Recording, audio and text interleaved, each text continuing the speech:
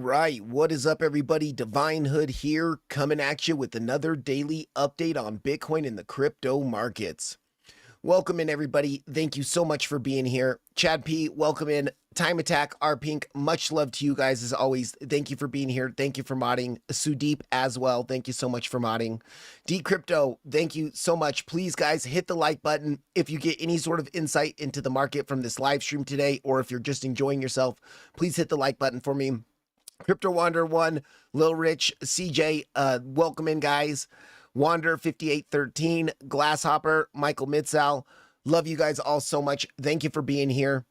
So, guys, we are holding above the value area high of the range, and we are also holding above the pitchfork band.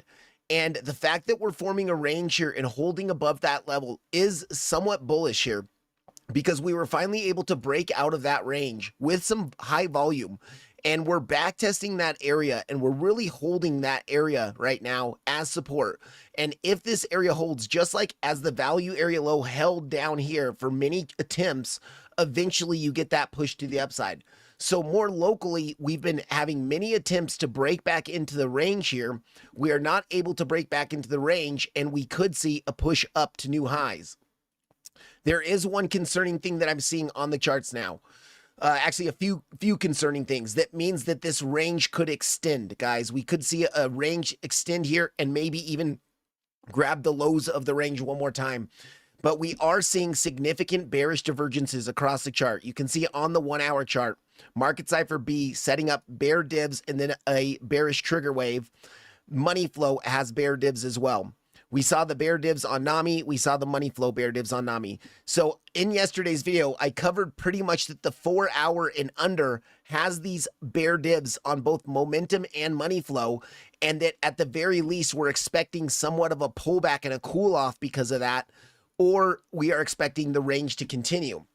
So we did get that. You know, I did get stopped out of the long yesterday. I was in a long from right in here. I got stopped out of that long. But we're still in the short, or excuse me, yeah, we're still in a different long. This long that I got stopped out of was on MEXC. I'm still in a long from BYDFI in this, the scalp long we entered on Tuesday. And also I'm still in the short. I've taken out 50% of the short, the SFP short that we got into yesterday. I'm still in that, but I'm expecting probably to get stopped out on the rest of that short. Now, we are holding and maintaining above the value area high of the range and the pitchfork band, but we also have in this range that is forming here since Tuesday's high, really, you can see we are forming some pretty significant bearish CVD divergences here, making lower highs in the price action and making significant higher highs in the CVD here. Now, your open interest from that high, let me grab my brush here. Your open interest was up here during that high. So you are not seeing increasing open interest. Overall, it is still decreasing, but very, very locally, we are seeing that increasing open interest here, meaning a lot of long positions have been opening really in this area. A lot of long positions are opening, but they're not able to push us up to break above our highs. So I do see some warning signs that shows that this range might continue for a bit longer. Overall, as long as we close another daily candle above the value area high of the range, which is at pretty much $70,900 or $71,000-ish, then I do suspect we will continue up to make new highs. Now, if you also watched yesterday's video, I zoomed out to the daily time frame and we looked at this 2-month range here in the daily time frame.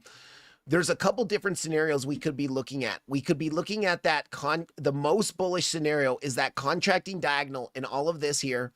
We got our ABC correction, and then we could be in an impulse here and finishing a bigger ABC wave to the upside. So, or even a, you know, that would be, yes, that would be our scenario.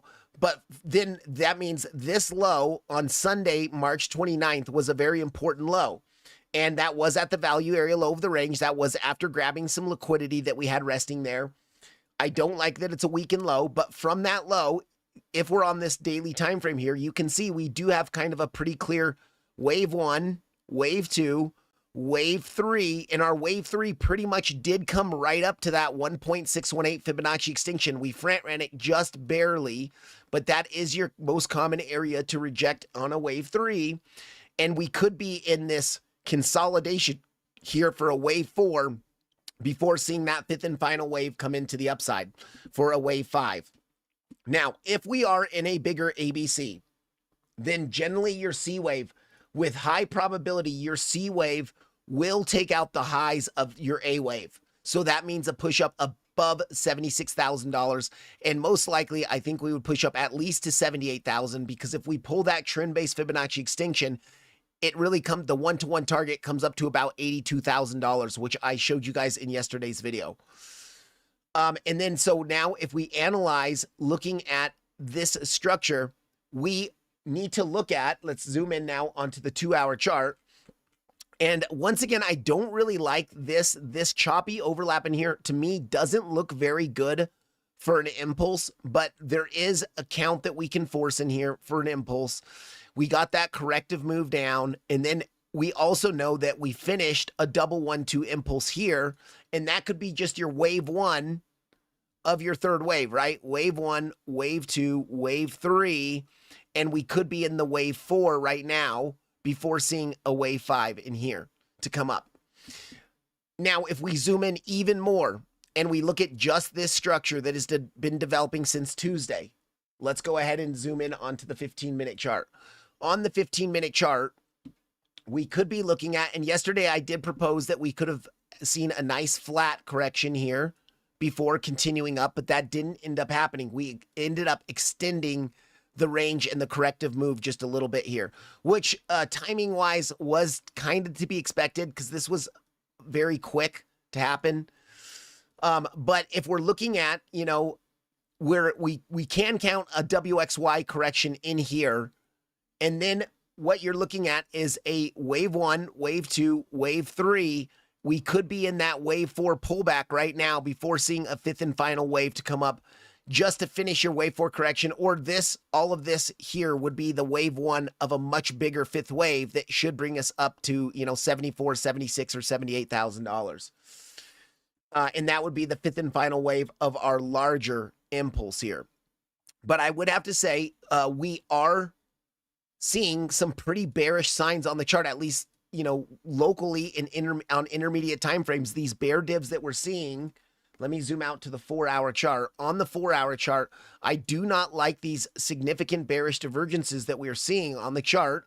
You can see lower highs in the momentum waves, higher highs in the price action. You can also see it on NAMI. You can also see the money flow on NAMI, bear divs on the money flow.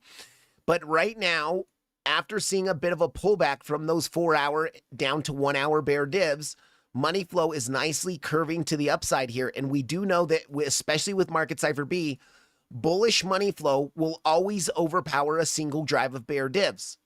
We are setting up for another drive of bear divs as well. If we pump up here pretty quickly, take out yesterday's highs, we could see a third drive of bear div on the 4-hour. And if your money flow starts to roll over here, that's when we could see a bigger pullback come in.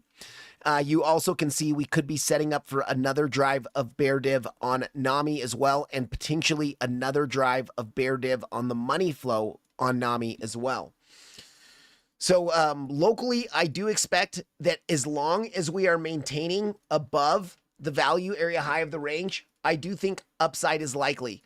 And today's daily close, just like if you guys were watching yesterday's video, we diagnosed that daily close right as it was happening live in the video. Today's daily close is going to be important as well, because if we do see on the daily time frame the break above with high volume and a close above the value area high, the next day we see a red candle to back test that value area high. We held it as support above it on the daily candle close, and then the next day is another big green candle, even if it's not a bullish engulfing candle, but another big green candle.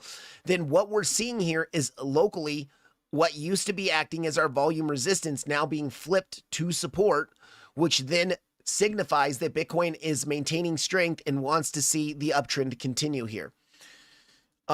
So there's a couple levels to be looking at, really a few different levels to be looking at here.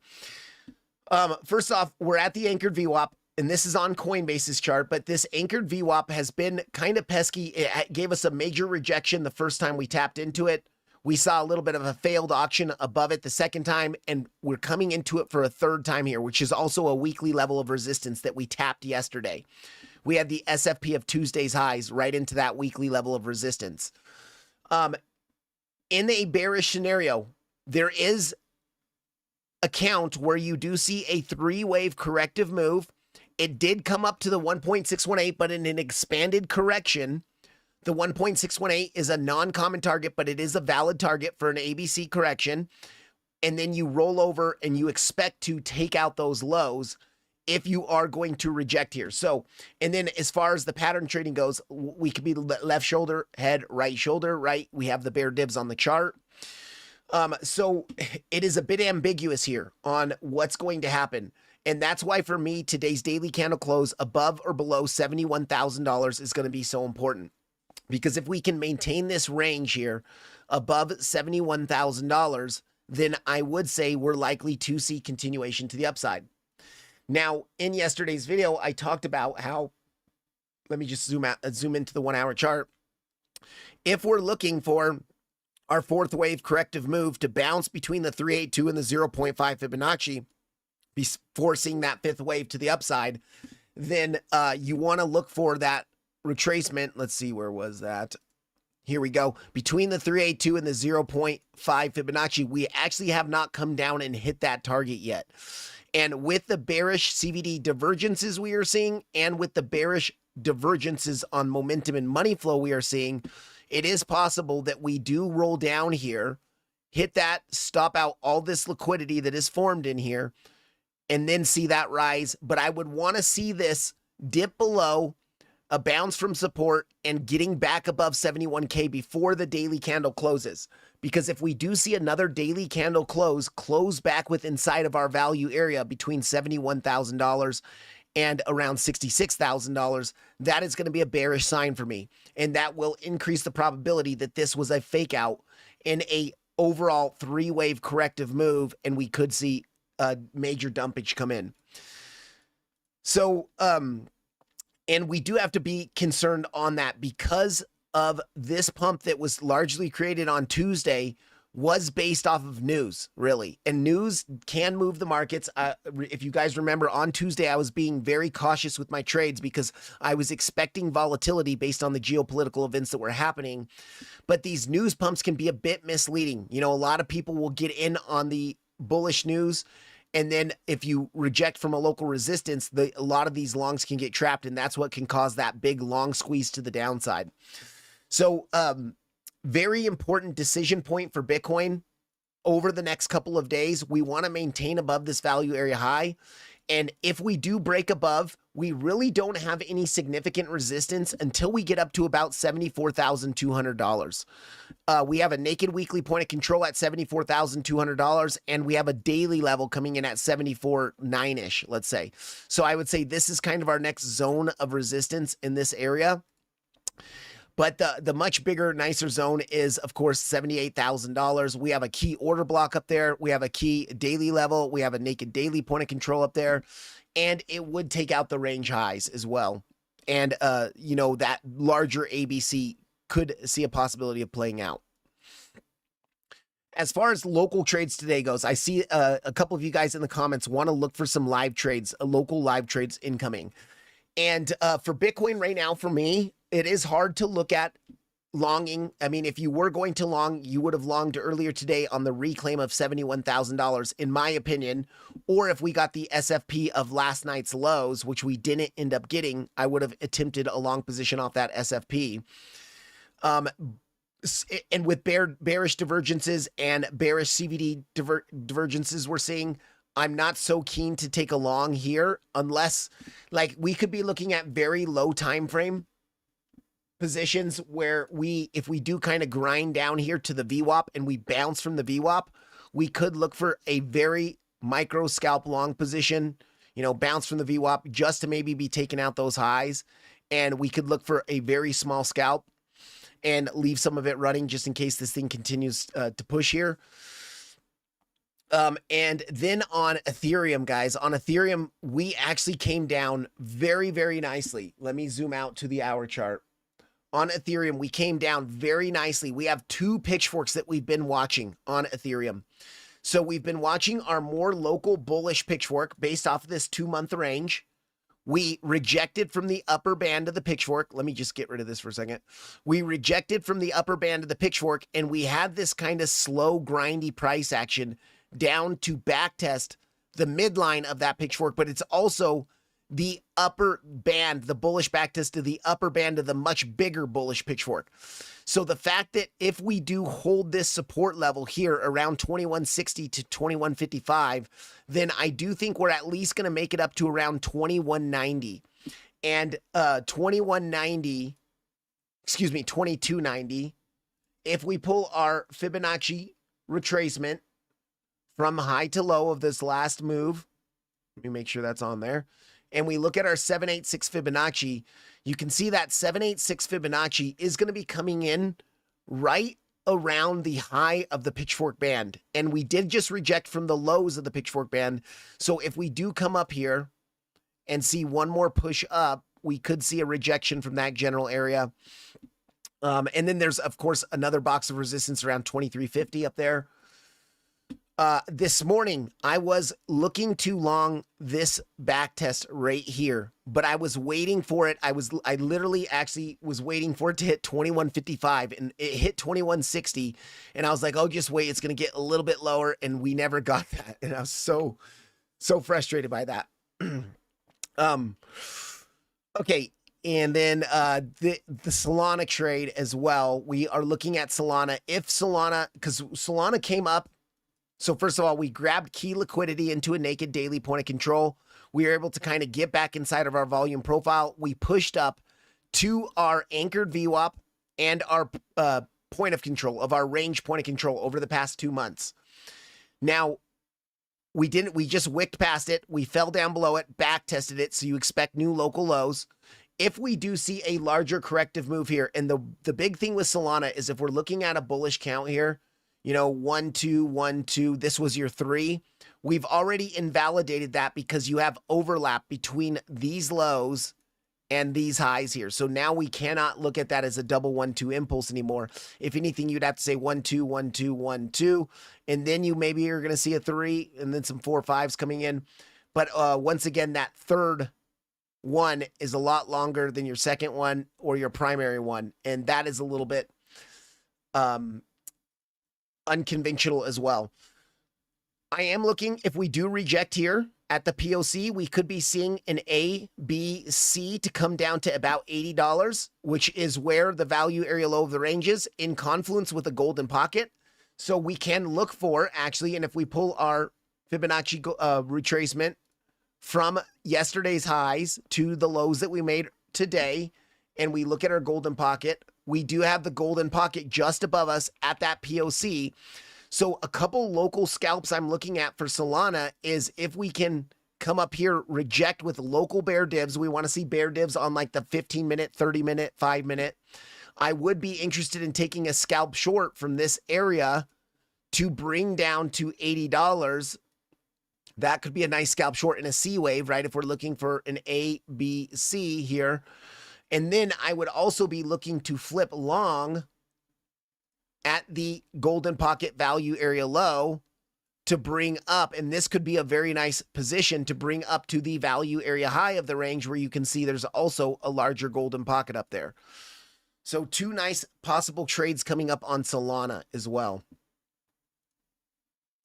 Let me check the chat real quick. Welcome in, everybody. Thank you so much for being here. Full port, welcome in. Jankish, Jank, Myberg, welcome in as well. We have a CMA gap beneath around 69,275 and also 66,900. Yes, we do have some CME gaps. Now, 67,000. Let me just go back to Bitcoin here real quick. That 382 around 69.2 is interesting to me because if we do come down to the 0.5 Fibonacci and bounce from this area, that would let me know that, well, Okay, actually, we really wouldn't want to come down there because we would have some overlap between this high, because this is your wave 1 high. If we're looking at this as a wave 1, wave 2, all of this wave 3, 4, and 5, we really wouldn't want to come down and fill that overlap because that could invalidate this local impulse here, invalidate this as an impulsive structure. But coming down, we do have some support down there.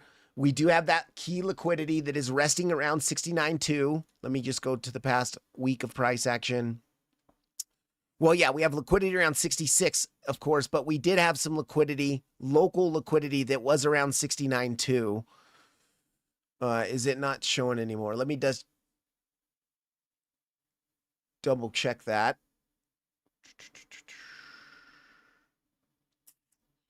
Yeah, I guess it's not quite so much there anymore. Coming down below today's lows would be really interesting because you can see we have some liquidity from the longs from earlier today that opened at those lows. And then really coming down to, yeah, 67.5, 67.6. Let's see here. Where's that at? Yeah, that's pretty low. That's below this low. So we do have a number of pools of liquidity resting into that low there, which is to be expected because this was kind of all based off the news, off the bullish news. So if we do crash down, we're going to stop out all those longs. We're probably going to squeeze all the way down to take out those lows. For me, I'm not even thinking about the CME gaps until we lose 71K. And what I mean by that, you can see there's a lot of wicks below it, here. I mean, this is even like a low time frame inverse head and shoulders, right? Left shoulder, head, right shoulder. But what we want to see is we want to see a loss of it and then a bearish back test. And if you reject on the bearish back test, that to me would be considered losing the value area low. When we see wicks through it real quick, instantly reclaim, wick through it, instantly reclaim, wick through it, instantly reclaim. That to me is not really losing it. That's just kind of the chop of the market in testing this overall. All right, I want to go to the 12-minute chart real quick because I do want to see what is going on here.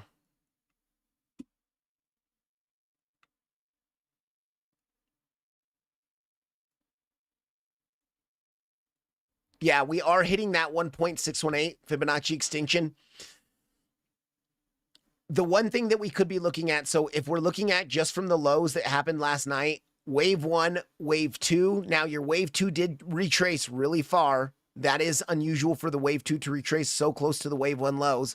But we're looking at the wave 3. We did come up and hit the 1.618 Fibonacci extinction right here, right at that anchored VWAP.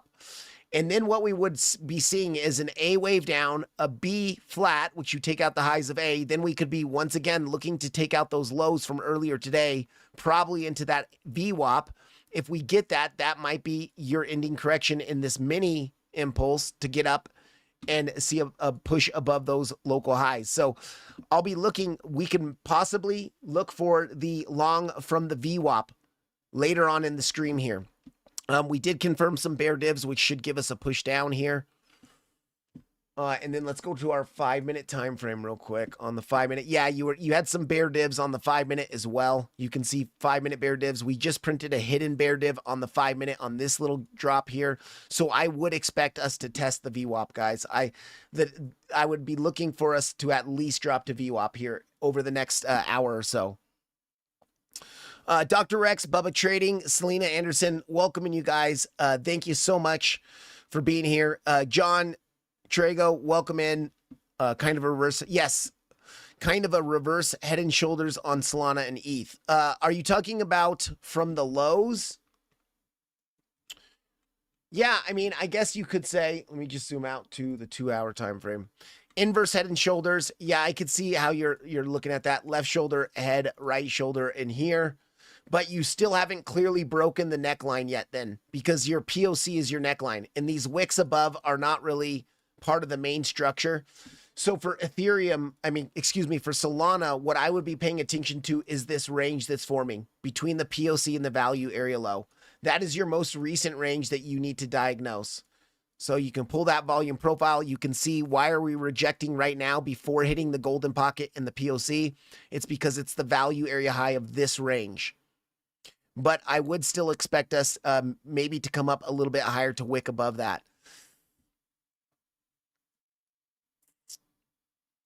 And then on Ethereum, yeah, Ethereum, I would just say with Ethereum, at least in this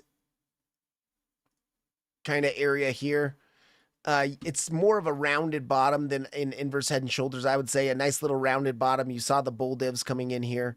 So that was pretty nice to at least see a bit of a retracement up. Overall on Ethereum, if we do look at, let's just go out to the 4-hour chart. And if we look at, let me pull this volume profile all the way here.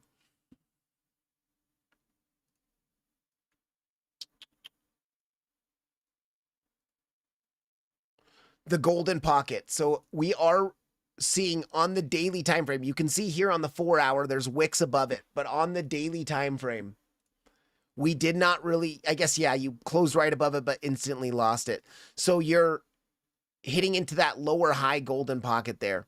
Now, I still do think, once again, guys, I still do think we have some much better resistance above us on Ethereum. And the fact that we broke out of the volume profile. So first off, on Ethereum, you can see this anchored VWAP from the range highs, from our range highs around $2,400. Came up to it, rejected, you saw new lows. Rejected, we didn't see new lows, but we saw a nice rejection. And now for the first time, we're breaking above that anchored VWAP, which also happened to be where the value area high of the range was. We break above it with a nice big imbalance candle on the daily time frame. Very nice big bullish imbalance candle. The very next day, you can see that we had a red candle pretty much to fill that imbalance. We didn't fill it all the way because it's where this wick is where that imbalance stops. So we pretty much fill it 90% of the way. And in that day, we continued to fill it the next day. We're bouncing from that larger bullish pitchfork band of support. And if we look at this range that has been forming within this larger pitchfork band here for Ethereum, I tell you guys a lot on the channel, we often form ranges in and around these pitchfork bands. But for the first time, you see resistance from the top, resistance from the top, resistance from the top, a fake out, fall back below it, resistance from the top, resistance from the top. So 5 times in a 6th fake out, we are rejecting from the top of the pitchfork band. But now we're finally breaking above it, and we're bouncing on the back test of it so far today, which is a bullish sign to me that we are likely to continue pushing up to make new local highs. And so once again, if we look at our big levels here on Ethereum, we have that daily level that's coming in at, I don't know why there's 2 of those there. Let me get rid of this one. Oop, wrong one. We have a daily level that was not touched. It was just barely front ran here at 2352. And then I believe it was a naked weekly point of control at 2329. So that's the next big area of resistance that I would be looking. And you would fill this imbalance, this fair value gap that was created within this daily candle as well.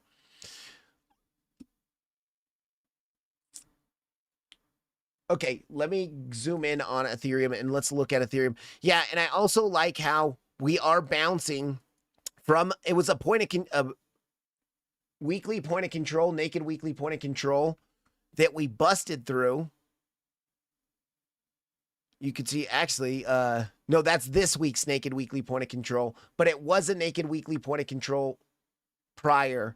I guess that's still where our naked weekly point of control is. So this week, if we close above that level of 2160, we're still going to have a new naked weekly point of control there. But suffice to say, it's been an important volume level of support and resistance. You see it was resistance here, you reject.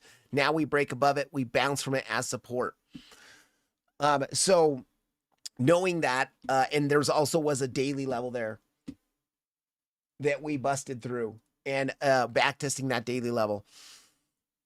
Let me just double check to see. Yeah, it was a daily level. You busted through on Tuesday. You come back, you back test it. So I'm gonna delete that daily now because that was busted through on Tuesday. And we'll leave this naked weekly on because it might confirm for this week.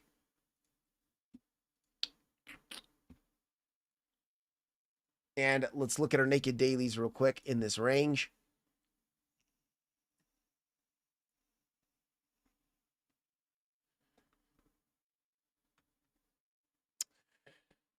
Okay, so we do have a naked daily at 2256.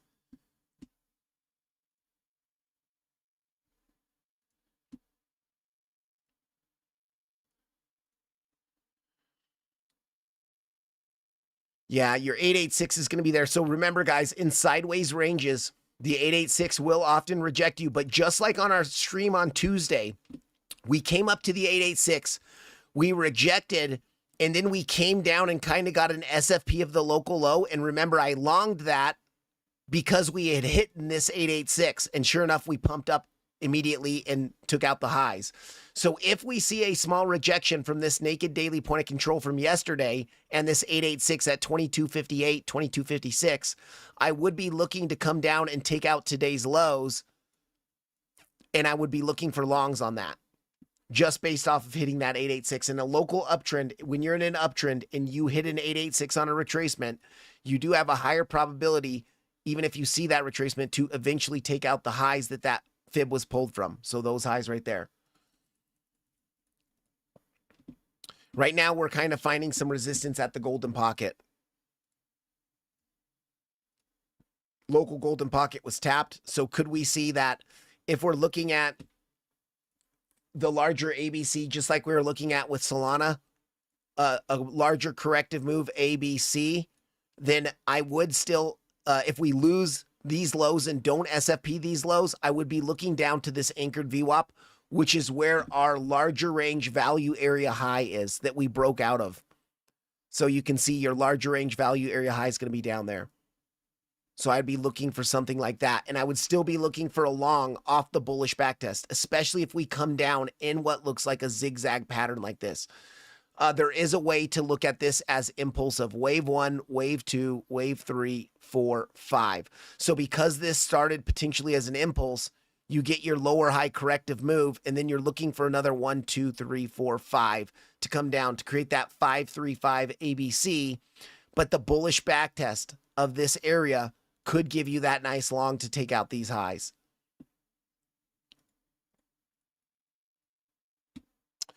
All right, let me catch up on the chat here. Vibe all day. It's good to see you, TNB Willa, Crypto Clown World, Spitzlet, Mind Tapestry, CJ. Thank you guys so much for being here. Hey, Divine Hood, don't forget we are expecting very important data tomorrow.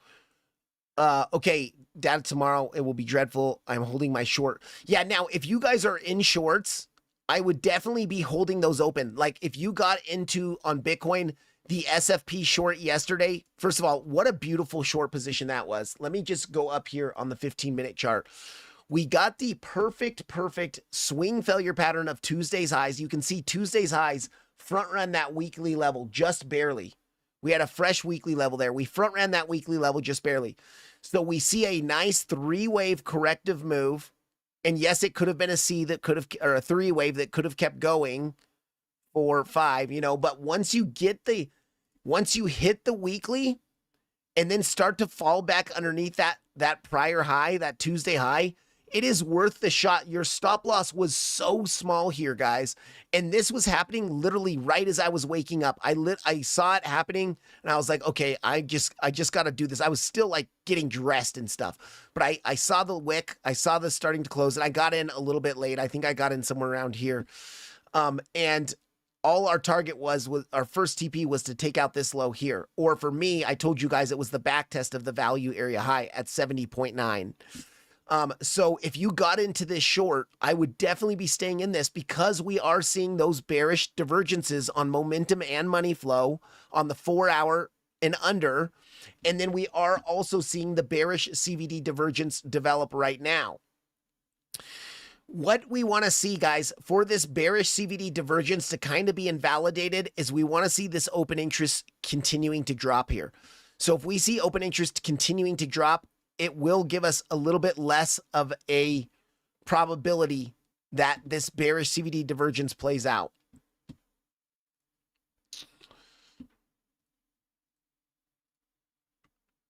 And as for Bitcoin right now, I am literally not looking, if I want to come down to the VWAP, and this chop could continue for a bit here, but we want to see us come down to the VWAP and hold that VWAP to support, because if we can flip it to support, I do think we will see a move up to take out the highs. S&P 500. We'll check that out for sure. And blessings to you, Mind Tapestry. Thank you so much for the kind comment. Do you know the best ways to withdraw funds from exchanges to bank without issues, as the bank keeps flagging large deposits? Man, I guess it depends on what bank you're working with and if they're crypto friendly or not. But like, I'm first of all, I don't know how large of deposits you're talking about. Obviously $10,000 and over, they are always kind of flagging and questioning that. But you could do multiple smaller withdrawals if that's something. I know there's always more hassle with that and everything, but the best way to do it, I've really never had a problem with it. So I don't know how to help you there, man. Maybe find a different bank that is going to be more reasonable with you. Is 66K possible, CJ? Yes, I do think 66K is possible. And we covered that earlier in the live stream, where if this is going to be just a 3-wave corrective move that is ending. So there is a few things we can look at here at this. You know, we have this complex double zigzag and a W. We have an X here. And then if this is just going to be a 3-wave move here that is going to end here, and we are going to start to fall back inside of our volume profile, we could say that this is a Y wave, and that we are going to roll back over and take out the lows at 66 and even 65K. Now, that is very rare to see the Y wave, even if this is a Y, to not see it take out your range highs. So it's less likely to me. I think more likely right now is to continue to the upside, but we are hitting that kind of 1.618, which is your maximum target for a corrective move. Because if you start to break above the 1.618, then it makes it far more probable that this is an impulsive move here and that you are going to continue that impulse to the upside.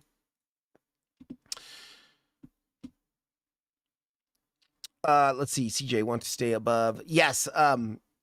But there's a lot of liquid. There is a lot of liquidity down there now, CJ. And remember how we had a lot of liquidity resting at $72,000, and it was resting there for about a month.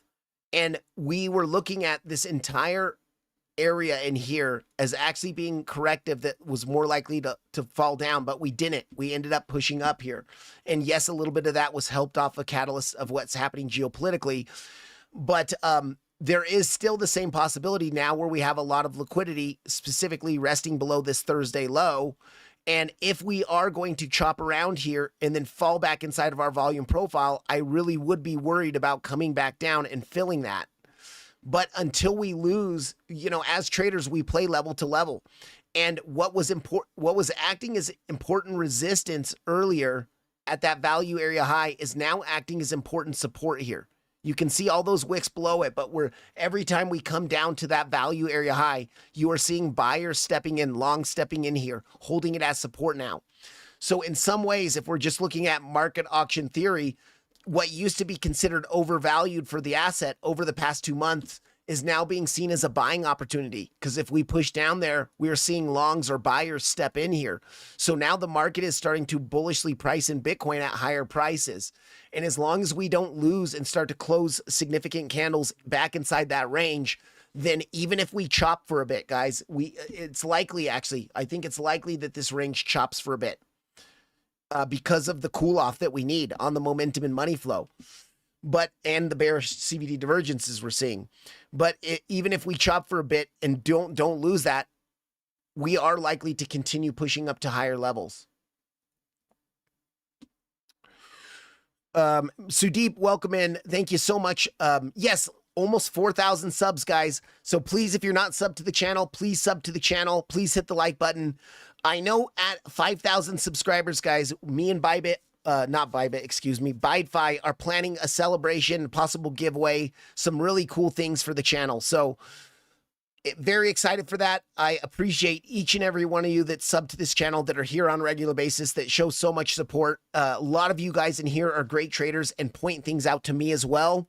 And what I'm trying to do with this channel and this community is I'm trying to build a community of like-minded traders, but with different styles that all kind of trade different ways. I know Crypto Clown World, you use EMAs and moving averages a lot. And yesterday you gave us that strong bias that you were looking for more upside, or that was on Tuesday, excuse me. And it did happen. And, you know, I love how there's a bunch of different traders that all have their own unique styles. But when we all work together and talk to each other and kind of get a consensus of what's going to happen, I do think it makes us all better traders. And so I'm trying to build a community instead of competition amongst the people in the community. I'm looking for a community to build a community that all cooperates and supports each other and that all helps each other dominate the market makers, you know, scrape money away from the market makers every single day. And I think we're doing a really good job of that. So many of you guys here in this live stream, in these videos, are so supportive, so positive. I just appreciate each and every one of you. Okay, what was that question? How is the BYDFI bot coming along? It is a bit hard to use right now, or it's, let's just say, okay. They have a couple other communities testing it out. So this bot is going to be linked to Telegram. And what I'll be doing is I'll be typing in like manually the entry level, the stop loss, the take profit levels. And then you can go in there and adjust the position size. You'll put it in yourself through Telegram, and it will automatically link to your exchange, BYDFI, and it will trigger it based off the Telegram bot if you decide to copy it. But you can choose your own position size, and of course, like the risk management will be based off the stop loss. So you'll be using the same risk management as me, unless, you know, actually the stop loss is going to be the same, but you have to still calculate your own position size, right? So like say I go in on a long here on a backtest. I'm just making up a trade right now, and I'm just bear with me with this. So like, let's just say we long another backtest of the value area high, and we're looking to take out $76,000 here. The stop loss is still it's gonna be 1.10% for all of us. But you need to know your own portfolio size, because you're calculating if we're risking 1% per trade, which is what I do most of the time, right? A majority of the time I'm risking 1% per trade. So I'm going to calculate my 1% based off my portfolio size. If you have a $10,000 account, risking 1% is $100. If you have a $100,000 account, you're risking $1,000 per trade, right? The stop loss is going to be the same, but the position size is going to change based on your guys' own personal accounts and your own personal position sizes. So I am a bit concerned. I've reached out to them about that. Like, how do I know that they're going to, you know, I don't want you guys to enter a scalp trade and risk 50% of your portfolio, and that one scalp trade doesn't play out, and, you know, the bot triggers it, it doesn't play out. And then you guys say, oh gosh, I entered that trade, you know, you did, but you put way too big of a position size in yourself because you didn't calculate your position size. So that is something I am concerned about. I do not want people using the bot with excessive position sizes that can get them wrecked if one of the trades doesn't play out. And so we're kind of trying to figure out something with that. Chichon, welcome in, man. Thank you for taking that scalp long. Yes, Chichon, that was awesome, huh? And guys, that scalp that we took on Tuesday, the reason why we took that scalp is because we hit the 886 Fibonacci, right? So actually, let's go in right now onto the 12-minute chart, and let's look at this range that we're seeing right now on the 12-minute chart. We'll pull a Fibonacci from the range highs to the range lows, and if we hit the 886 Fibonacci, which we barely front ran it. Okay, we didn't quite hit it yet, but I would say it's pretty much hit.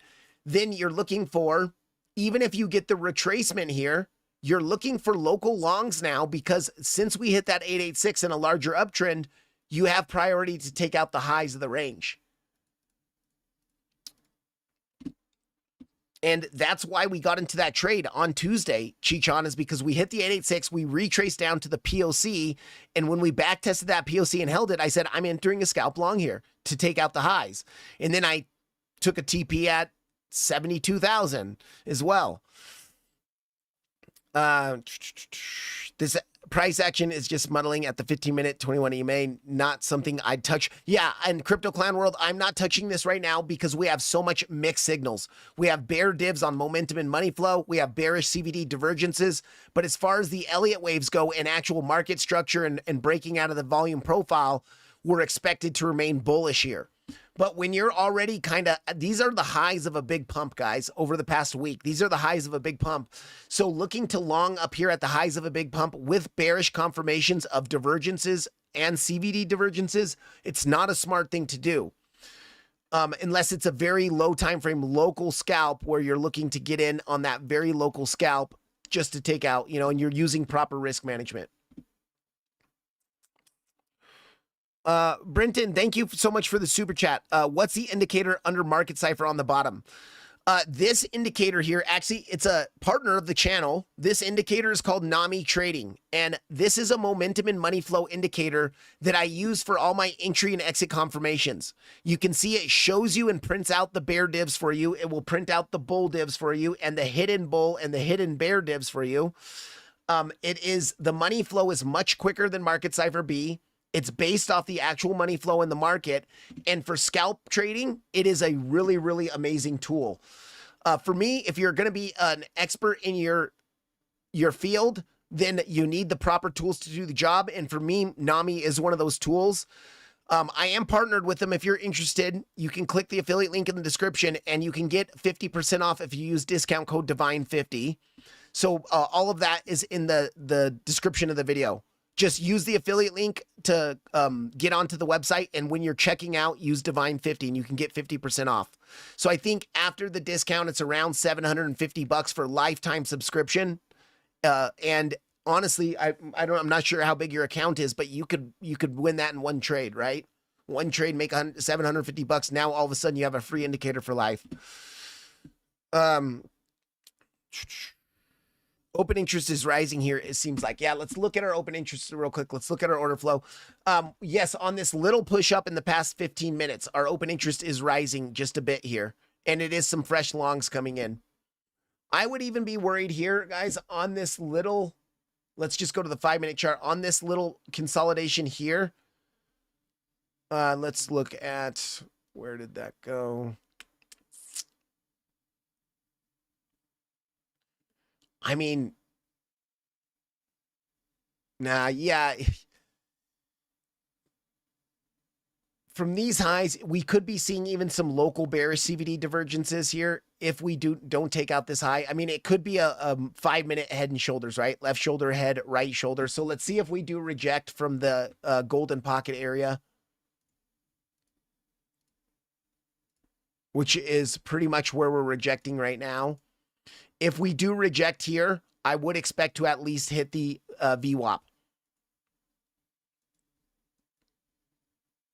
Let's go to like the 3-minute, 1-minute chart to see how this looks. Some bear divs on NAMI, not quite confirmed yet.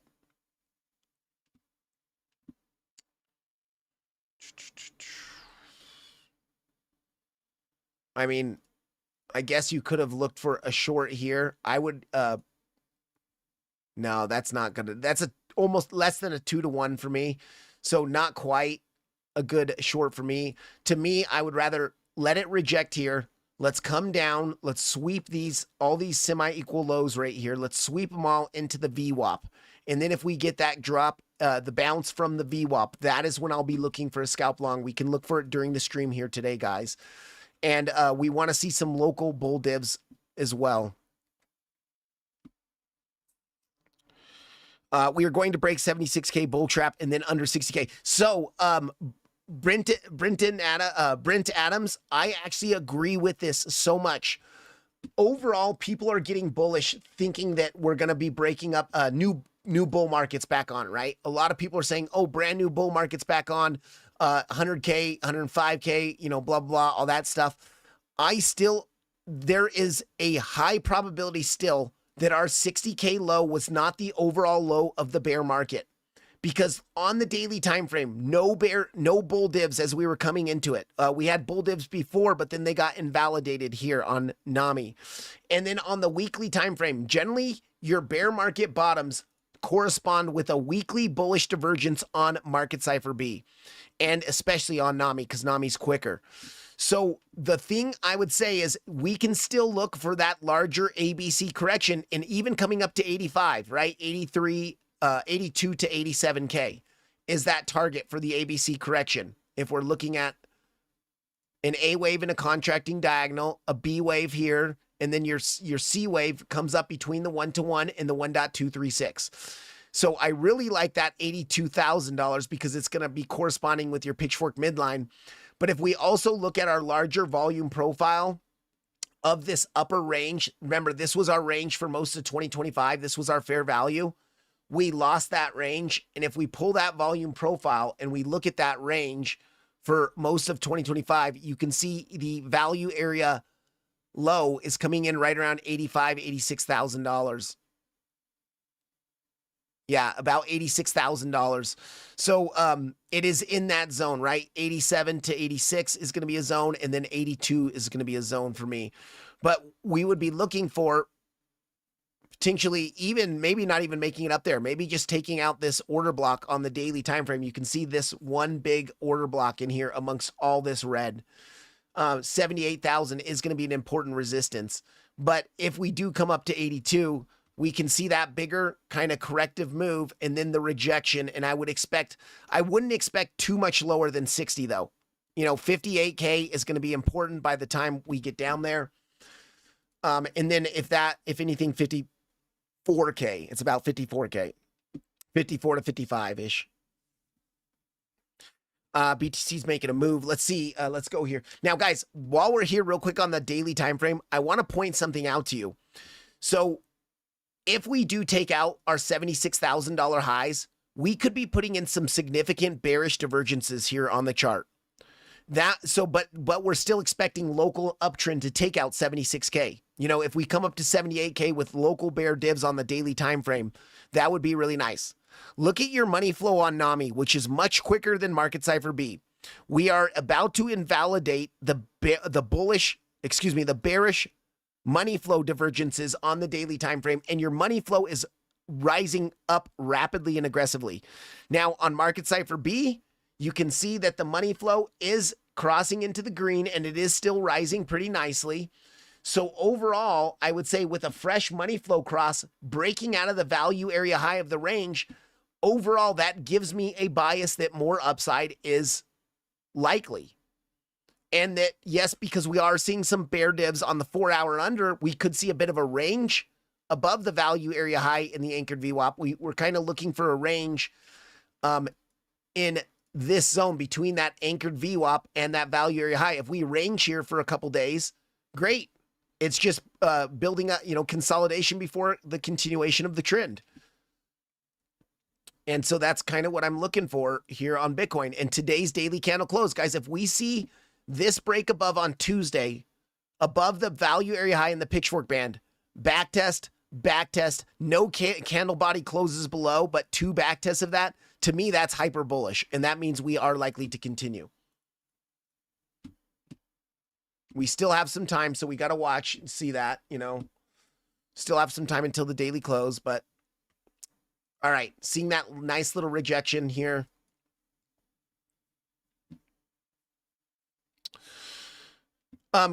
Absolutely, Crypto Clown World. Thank you for letting us know, your trading style and your opinion on things, because I have known you for quite a while and I know you know what you're doing. So thank you for that. Mac Mulla, welcome in. Thank you so much for the kind comment, man. I'm glad you're here, and thank you so much for being here. Montez D, would we finally get your attention to look? Yes, we'll look at gold. I promise you we'll look at gold. I'm still long on gold, but from 4,200, guys. No worries, brother. It's a tough question. I'm just thinking what would happen if I had 1,000 BTC and wanted to use some to buy a house. Okay. That's a little bit, I can't answer that question for you, man. I really can't. Time Attack, thank you so much for posting the NAMI indicator for me. So that NAMI, Brent Adams, that NAMI indicator is, the link is in the description as well. Do you think we could SFP the highs one more time then dump? So here's the thing. If we do come up, because we're holding the back test of the value area high pretty nicely, it is unlikely that we're going to SFP again. If we come up, we're probably going to see a breakout here. But I always look at SFP. So now what we can do is we can take this, we can put it here, we can set an alert here. And an SFP trade is relatively an easy trade to take, right? So what you want to see with that SFP, and I would be looking at like the 15-minute or the 5-minute time frame. If we continue up, grinding up here, you know, and we wick above it, and then we start to dump below it, we start to fall below it, you can enter that trade. You can just take that trade, whether you, because we do have bear divs forming on the chart, and if we do make a new high, that would give us a third drive of bear divs on the 4-hour time frame, like I showed you guys earlier in the stream. So whether it's likely to play out or not, the risk is so small here, or your invalidation is so clear, right? You enter once you lose that high, your stop goes above the high, and then you're looking to target, you know, I would even be looking to target the back test of the value area high again, or maybe even these range lows in here. And so it still could be a very nice trade to play out. You have, you know, you can still risk 1%, but your position size is going to be huge because that stop loss is so tight there. And if it doesn't play out, then you look for the next trade. You know, not every trade's going to be a winner. I think on Tuesday, I let you guys know on Tuesday when we SFP'd $72,000. And once we wicked above it and then lost it, I shorted the SFP of 72,000 because it is a macro golden pocket right here as well. There is a macro golden pocket here. And I said, I'm likely to get stopped out on this trade, guys, because this is breaking out with volume. And I said, it's a hedge because I'm long from down here. So it's okay because I'm long from down here. And if I've already made 7% so far locked in on that long trade, that scalp long that we entered on Tuesday. So I'm willing to risk 1% on a short trade here. If I get stopped out, I lose 1%. I already made 7 for the day and it could continue higher. It's a hedge because this could have been a major liquidity grab and then a major dump. So for me, if you're looking at the swing failure pattern, if it pierces above and starts to fall below, just like here, it's worth the chance to enter it. Even if you get a smaller trade than you were expecting, it's still worth it. But I would, if you're taking this SFP, I would be protecting position right away. You know, so if you come down and you start to bounce, if we come up here SFP and we come down and start to bounce from the VWAP, I would probably pull out 25% of the trade, move my stop loss to break even because this might continue.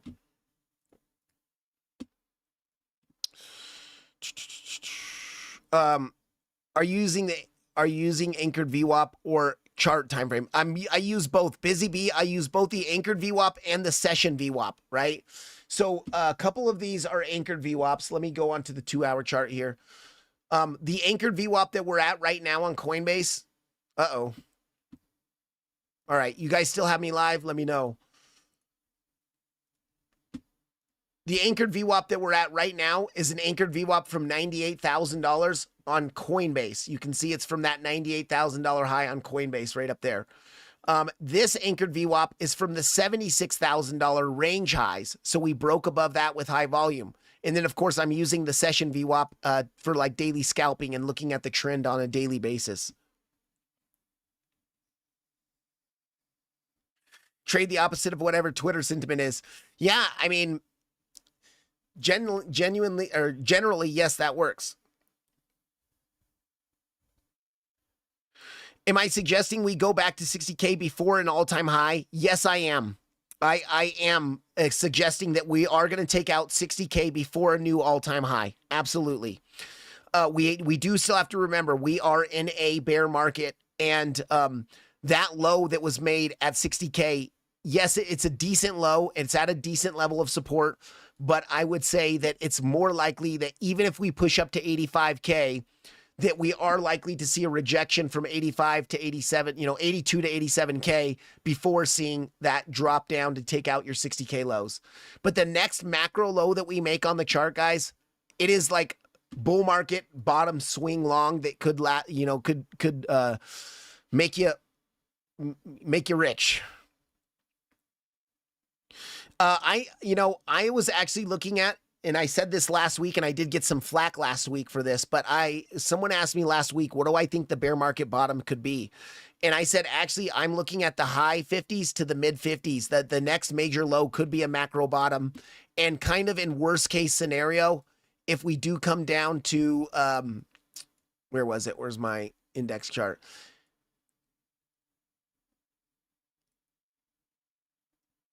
Where is that chart? Did I delete it? If we come down to 49K and take out those 49K lows. Oh, I'm sorry. I need to zoom out to the daily. Gosh. Yeah, if we come take out those 49K lows, you can see here, like that is kind of the worst case scenario, coming down to the midline of the channel and seeing that bounce from the midline of the channel. But I really do think this anchored VWAP is going to be very strong support, guys. The anchored VWAP, when it gets tapped in a macro trend, and remember what an anchored VWAP is, it's a trend support level. Like if it's below you, it's a support. If it's above you, it's a resistance, but it's a trend resistance. But it's a trend resistance based off of volume. And we know that volume is more important than the actual price. So that's why naked daily points of control work so well. Value area high, value area lows, volume profiles. That's why they work so well, because the market often will correct its imbalances in the market based off volume. And wherever people enter with a lot of volume, they'll tend to kind of defend their positions. So this is our volume weighted average trend, right? It's our trend. And if we in a macro bullish cycle for Bitcoin, which I would say in its lifetime is macro bullish, say we see a bit of a bear market to see a 50-60% drop down to that trend support based off the volume of the entire bull market, that to me is a major macro support where a lot of the big players will be looking to add to their positions long term. And so for me, I do think that if we do see a move down there, that will be, I mean, I told you guys, I already have spot limit orders sitting down there to buy some at $58,000, actually $57,950 or whatever it was. New to your Sly Monkey, welcome in, man, and thank you so much for joining the channel. Randomly popped in on my feed today. Appreciate you easy to understand explanation of your thoughts. Well, thank you for the kind comment, Sly Monkey, and welcome into the community. I hope you do enjoy it. I hope you do get something out of the live streams, and I do try to keep this channel a little bit education based as well. So I hope you stick around a bit and like what you see and hear. So this is that, guys. I told you on we have two pitchforks we're watching on Bitcoin. Let me just go back to Coinbase's chart. We have our bigger bearish pitchfork that we're watching here. And this is a big bearish pitchfork based off the all-time highs, right? So we're looking at from our original all-time high at the beginning of 2025 down to those 74K lows up to your latest all-time high. And we can look at this aggressive downtrend that's been happening. And yeah, the midline wasn't so well respected in here, but the bottom of the pitchfork did give us that nice bounce. And then we kept rejecting from the band, like the lower part of the band 3 times, then the upper part of the band 3 times. We're finally flipping above that upper band there. And so that is a bullish sign to me. If we already closed we already back tested it yesterday and closed at it. Today we back tested again. And if we close this candle above that pitchfork band, that lower band, then I do think there is a probability that we can at least take out the range highs. But this is the bigger bearish pitchfork. If we're looking at our more local trend, which is of the past 2 months, this range of the past 2 months, we have to say that trend is an uptrend overall, right? Higher, you have your low, you have your high, you have your higher low, you have your higher high, higher low, higher high. You did SFP those lows, but still overall the trend is higher low and higher high. So because of that, we can pull a local bullish pitchfork based off of the local bullish structure. And that is where this pitchfork comes into play, from the first major low to your first major lower high down to that higher low. And if we look at this pitchfork as well, depending on how you pull it, I have it pulled 2 ways. You can use, so the reason why I'm looking at it differently on the index chart is because both the modified and the skiff version are working well. You can see on this skiff version, reject from the upper band, you wicked a little bit past the upper band, and you lost the pitchfork bottom just a little bit here, but you're breaking above and you're back testing the band here. On the same exact pitchfork, but using a modified skiff, I do think this one fits a little bit better. You can see you rejected from the lower band here, but your wick to the top of the upper band. You exactly rejected at those wick highs. Let me just expand this for you guys. Exactly rejected at the wick highs. By the way, we were looking for the short here at those highs. And then we did see a little bit of price action below it. We got back inside of it, but you can see we broke back inside of it, back tested it, opened the next daily candle right at that low, and then that's when you saw your big push up on Tuesday. So for me, we're kind of chopping around. Let's go on the lower time frames now. 1 hour.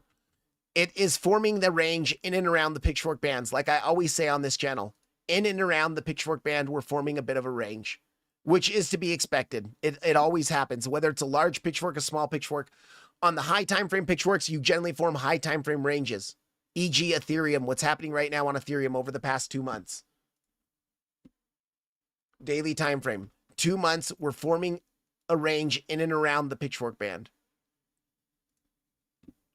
Let me turn off some of these levels here. But breaking above it, back testing it, likely to continue up.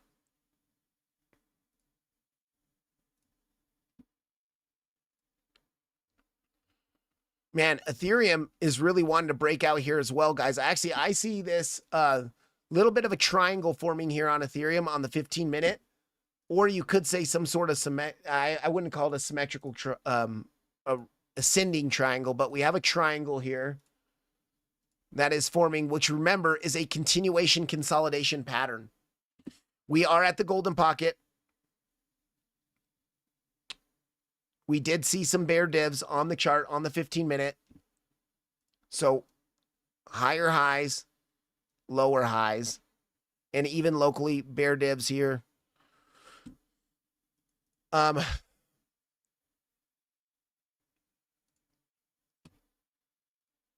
Oops, I was looking for this. Let's pull this volume profile here. Yeah, and you're chopping right around the POC. Let's just actually take that to this high.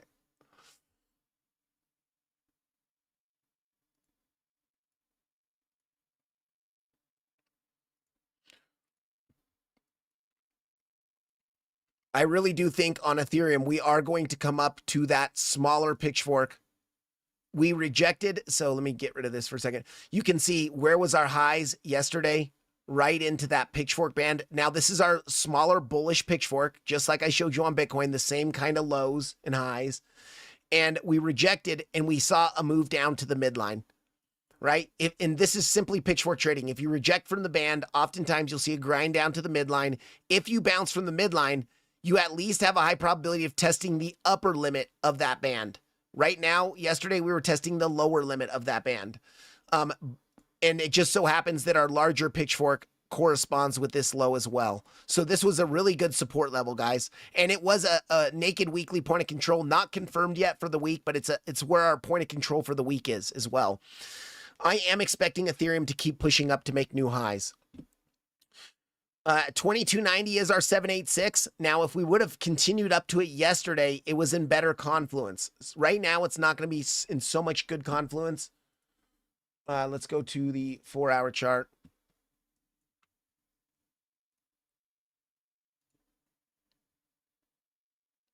You can see at 2290 yesterday, if we would have came up to it right yesterday, right there, man, it was in perfect confluence with a rejection from the upper part of that band.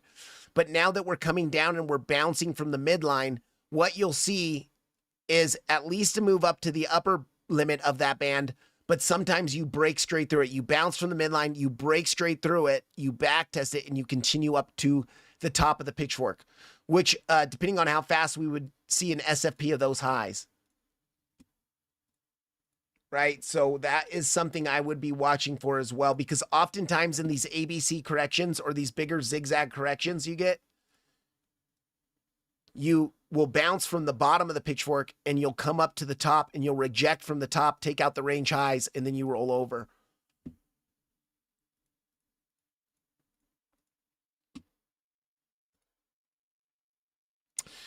Okay. Need your new. Okay, I read that. Yes, Selena, the bear market, you're right. The bear market is about a year. It's a 4-year cycle. So it's about 3 years of bull market and 1 year of bear market. Now, I don't think unless there is some crazy bearish catalyst, which we could see, what's the guy's name? Michael Saylor, is already underwater on his Bitcoin holdings and he's got billions and billions of dollars of Bitcoin. So if Michael Saylor is forced to sell off some of his Bitcoin, I do think we could see sub 50K. If a global depression happens because of what's happening geopolitically, absolutely we'll see below 50K. But unless something major black swan event happens, if we have just a normal bear market, I do think that we could bottom out in the mid to low 50s or high 40s, like 47K is another really important support level. Do you ever do New York Open for the first 15 to 30 minutes? You're talking about like that orb strategy. I don't do it too much. Generally, I just I don't trade set. I do like trading New York the most because there's the most volume in there, most participants. But I just really, I'm not looking about trading per session. I look at the levels and I wait for the levels to come. And, it's like setting traps. You wait for your trap. It doesn't matter if it comes down here during New York, Asia, maybe London, I'll be sleeping. But, if it hits the level with confirmation, I'll take the long. I don't care when it's at. But I get that orb strategy you're talking about, that, first 15-minute candle, mark the highs and the lows, do that scalping strategy. I don't do that too much, Mind Tapestry, no. Okay, thank you guys for saying still live. Order flow suggests lower prices. Yeah, order flow is showing a little bit of bearish CVD here. Continuing to build bearish CVD. You can see this is higher highs all in here, right? Our CVD is making these higher highs while we are making lower highs here.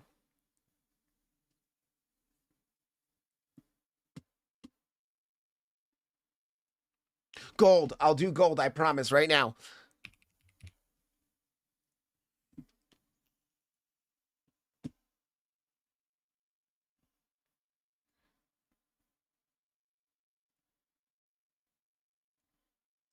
Okay, so on gold, on the more macro time frame, guys, I'm long from 4206.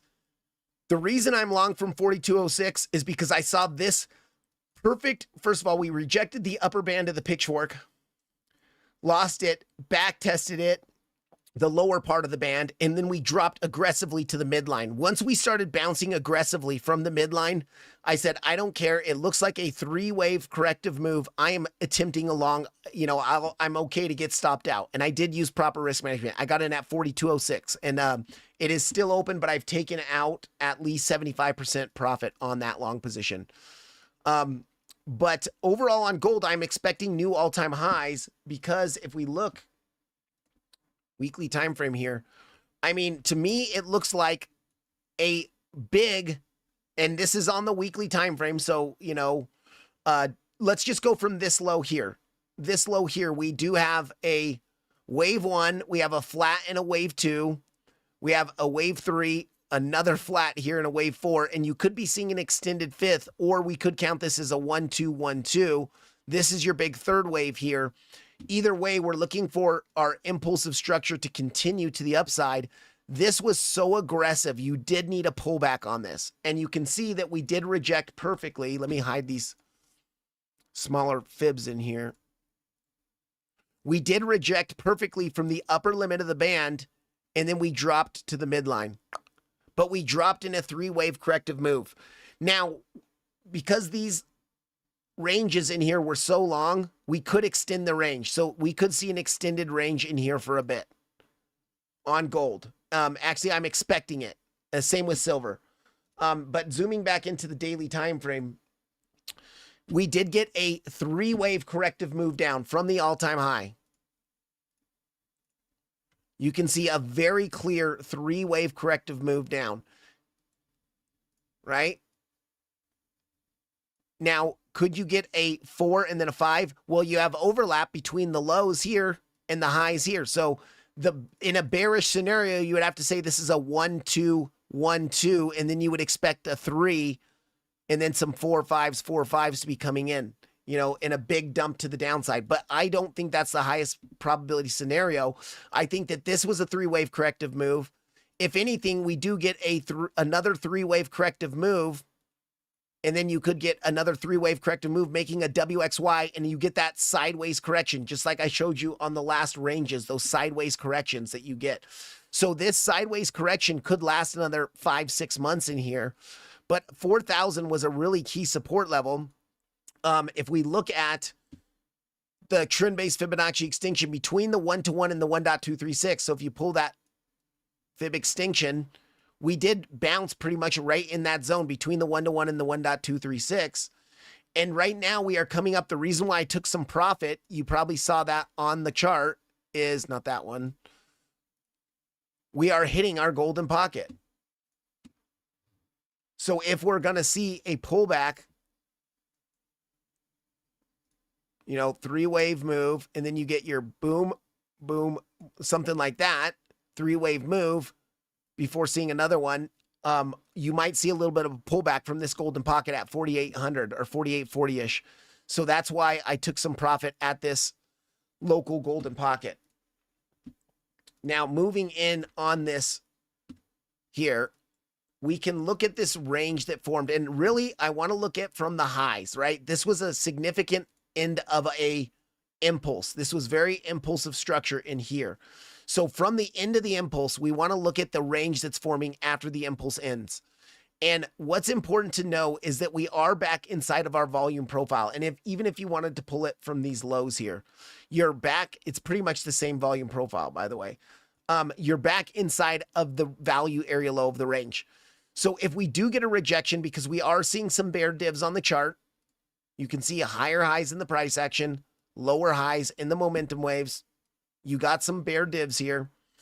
You are coming up to a golden pocket, and we could, the way this looks here, you know, 1, 2, 3, 4, 5, you could see a bit of a roll over here to come down to your higher low golden pocket, which I'll be looking to add to a long there as well, to add to the long there.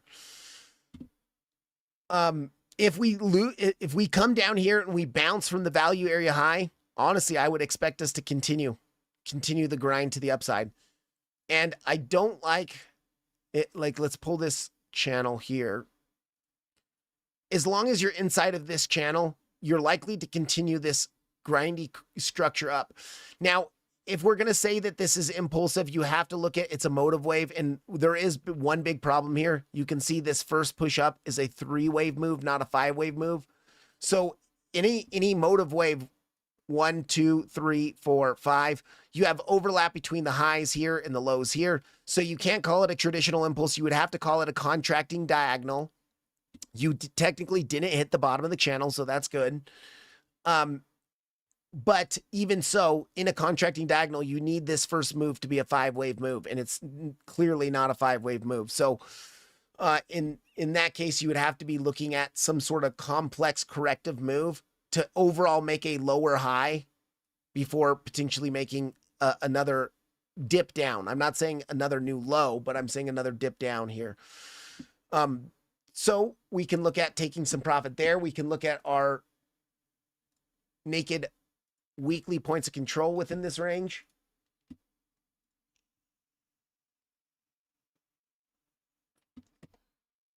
And we have that. I like this naked weekly at the top of the channel.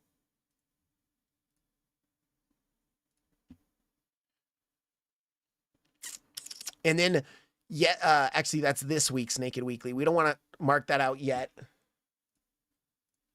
Let's look at our naked monthly as well, because we did just open a new month.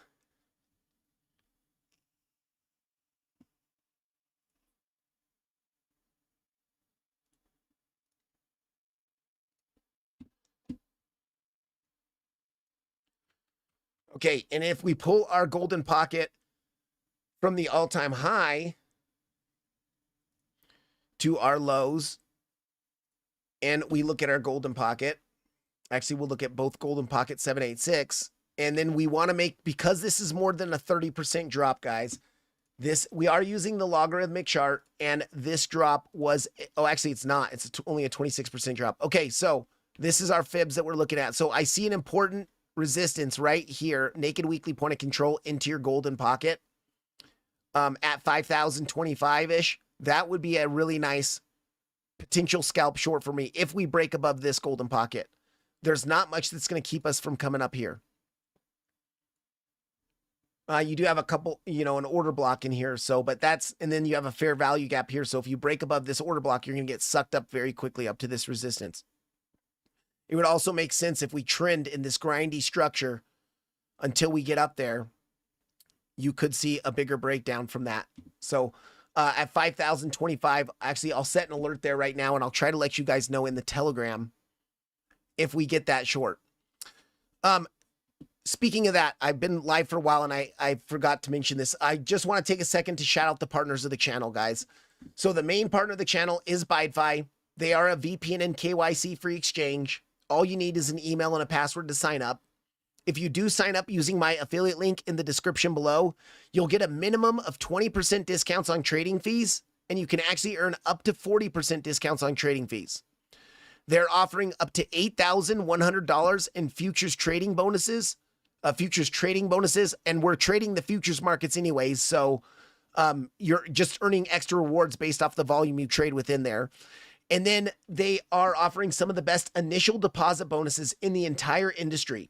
For instance, if you deposit $100, you can get a 50% deposit bonus. Guys, most exchanges will only give you a 20% on $100. So that's over double what most exchanges will give you. They're giving you 20% deposit bonuses up to $1,000 and 10% deposit bonuses up to $20,000. Now, you do have to KYC level 1 to get these deposit bonuses, but every exchange makes you KYC to get bonuses, so that's nothing special for there. And I've partnered with BYDFI to create that Telegram community where I try to keep you guys updated on what I'm thinking on Bitcoin. I try to let you guys know if I enter a trade on Bitcoin or the altcoins. There's a general tab in there where you can tag me and ask me questions. It is a private community, but it is free. All you have to do to enter that community is join BYDFI using my affiliate link and deposit a minimum deposit of $100 or more. You can deposit more if you want to get some of the better rewards. That is your money, by the way. You're just depositing on the exchange in hopes that you will try out the exchange, like the low fees, like the order book, like the beautiful UI that they have, and use it as your exchange. But you're not paying that money to me. You're not paying it to BYDFI. Now, once you've signed up and deposited the minimum amount, you can click the Telegram link in the description below, or rpink just posted in the chat. Thank you so much for that, rpink. And in that Telegram verify channel, you type in /verify and then your user ID for BYDFI, which will be right up next to your little character guy. /verify and your user ID, and then it will automatically put you into the main Telegram group. And once you're in, you're in. Second partner of the channel is Blowfin. It's another non-KYC exchange I'm partnered with. And Blowfin is offering VIP 1 for 30 days. If you deposit just $5, you can get a $10 voucher and some really good initial deposit bonuses as well.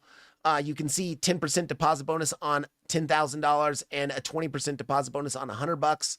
So if you're interested, Blowfin's another really reputable exchange that I recommend. The two non-KYC exchanges I have are BYDFI and Blowfin.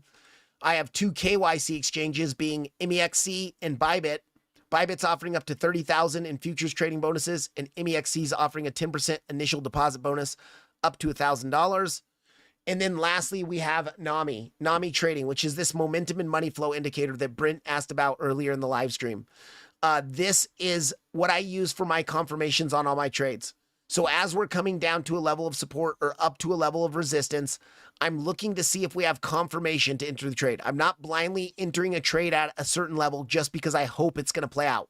I want to see a better probability that it's going to play out. And if so I'm looking for, bearish divergences, bearish money flow, or at support, I'm looking for bullish signs. And NAMI for me has helped me stay out of the bad trades that are less probable to play out and to get into the good trades that have proper confirmation and are more profitable or more likely to become profitable or stay profitable. So if you're interested, I've partnered with NAMI. I've got you guys 50% off. So if you use the affiliate link in the description and use discount code Divine50 when you're checking out. You can get 50% off NAMI. Okay, let me check the chat here. Let me get a drink of water real quick, guys, and then let me check the chat.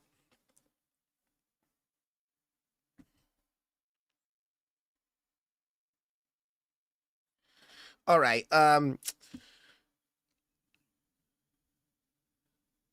I remember those days, Divine, when you were like on 2021 or 2022 viewers with a few names. I don't remember. Yeah, man. CJ, you've been here from the beginning, and I appreciate you, man.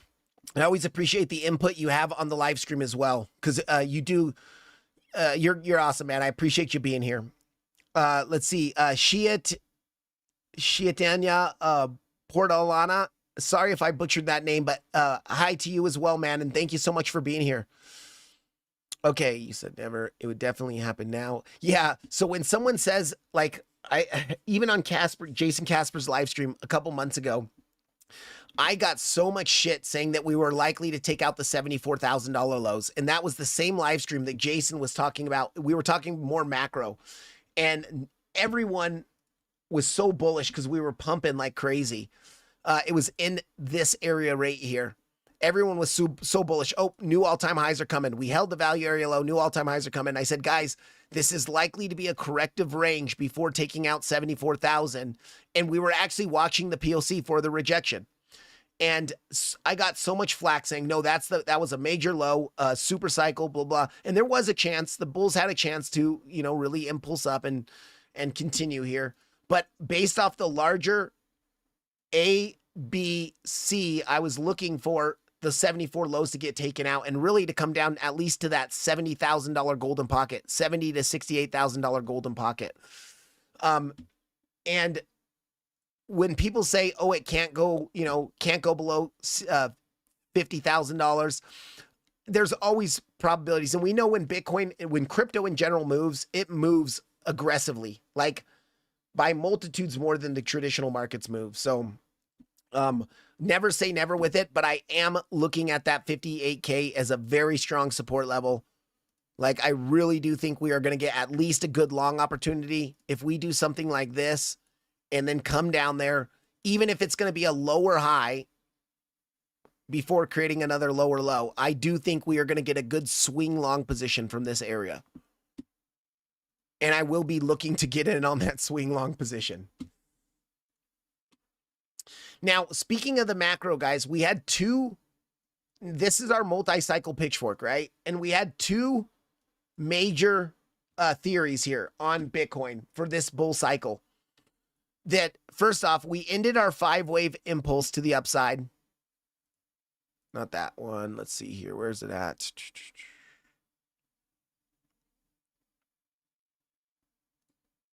Five-wave impulse. Very clear 5-wave Elliott impulse here to the upside on the weekly time frame. Let me just zoom out. I'll zoom out to the 3-day, even though I'm talking about like the weekly time frame, right? 1, 2, 3, 4, 5, right? And then we got that drop down to 74K, which was an important support level. It was a lower pitchfork band of your wave 3 pitchfork. So the pitchfork pulled from these lows to this corrective move. We had a pitchfork in here that supported us there. But after this high here, where we're looking for in a very bullish scenario, an A, a B, and a C, a flat correction on the weekly time frame, meaning that I think if we did the trend-based Fibonacci time,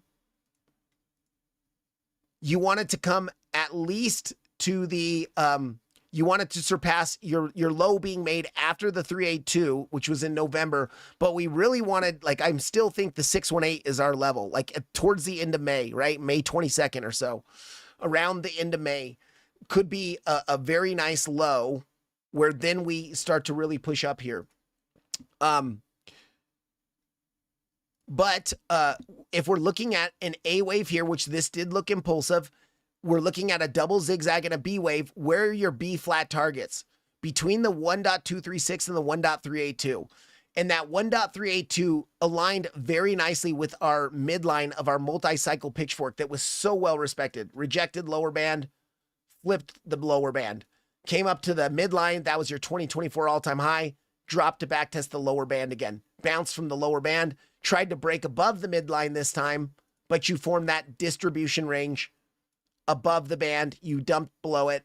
And then for our most current all-time highs, we formed another distribution range up here at your midline. We dumped through our lower band this time, guys. We dumped through it. And so could we get a corrective move that backtests that bottom of that lower band before coming down to the bottom of the pitchfork? But around the bottom of the pitchfork, 58K, 57, 58K, and we could come up all the way up to 82K before then, and that is where that one-to-one trend-based Fibonacci extinction is. I am looking at potentially ending that there. I forgot my train of thought there with the pitchfork, but yeah, look at that one-to-one correction right at that band right there. So do we see that? If we flip this anchored VWAP from 98K, I think we could make our way up to 82K. But the larger, so the two macro scenarios we had from the all-time high, that's what I was going to talk about, was a bearish 5-wave impulse, wave 1, 2, 3, 4, and we were in a 5th wave, in an extended 5th wave. But that was kind of invalidated with how long this range is. It's been invalidated. Now, as far as your wave, you had a 1, a flat, and a 2. This was your big 3. We needed to see a 4 and then a 5. The range is going way too long, but we are rejecting from that 0.5 Fibonacci, which is the target to reject from in a wave 4 before seeing a wave 5, right? Because of how long this range is lasting, now we have a greater probability of this being a WXY correction. A WXY correction. Now, there's a small possibility the Y wave finished at 60K, but it's not likely based off of, let me just zoom into the daily time frame.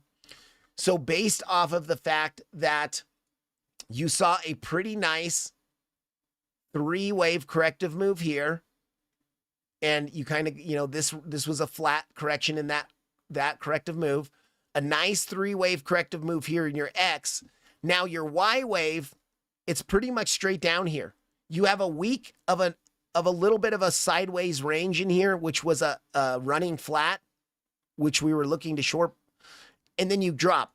So if you're saying this is your 3-wave corrective move in a Y, it's not matching nicely with these two corrective moves in here as far as time goes.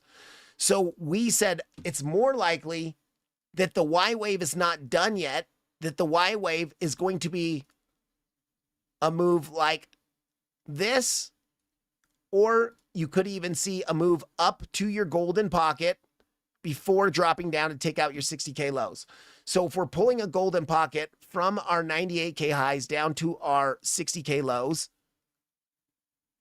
I mean, guys, your golden pocket there, and I believe this is a, yeah, it's a 38% drop. So we do want to put that golden pocket based off log scale. And look at, when you switch it to based off log scale, well, what are we seeing here, guys? What are we seeing here? $82,000. I am telling you right now, your log golden pocket's there. If you're going to reject in your Y wave, you often reject from that lower high golden pocket, and then you would want to see an impulse. So within the Y wave, you're looking for an A, B, C, or so, you know, something like that, a 3-wave corrective move, overall lower high before coming down and taking out this low at 60K. So could we see this move up to 82K before coming down to 60K? Absolutely. There is a lot of confluence at 82K. Very, very much a lot of confluence there.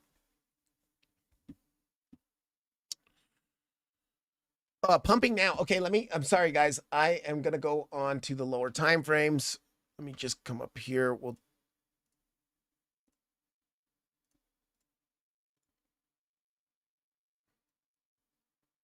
Dang it. I was hoping we'd come down to that VWAP there. Let's see if we can't get another drive of bear div in here. And if we do SFP this little high from earlier today, we might be able to get a move down.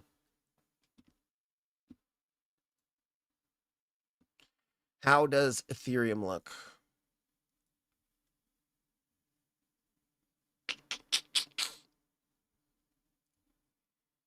And then look at, guys, for Solana, I'm looking to come up just a little bit higher on Solana, if we do come up to our POC, which is in confluence with our anchored VWAP and our golden pocket, so right around 84.5, $85. Let's just say $85 there.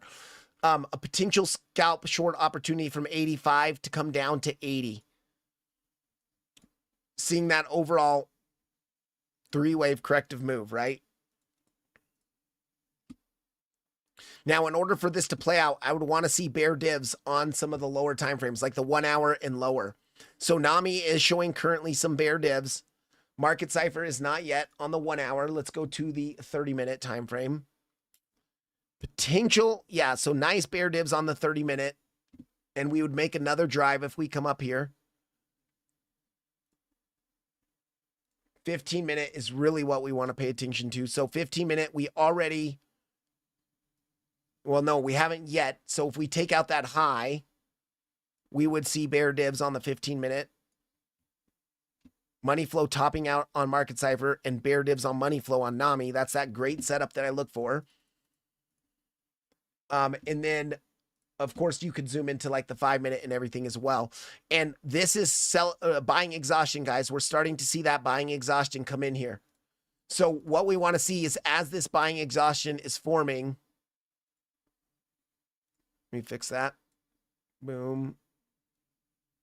As this buying exhaustion is forming within this channel, we want to see bear divs forming into resistance.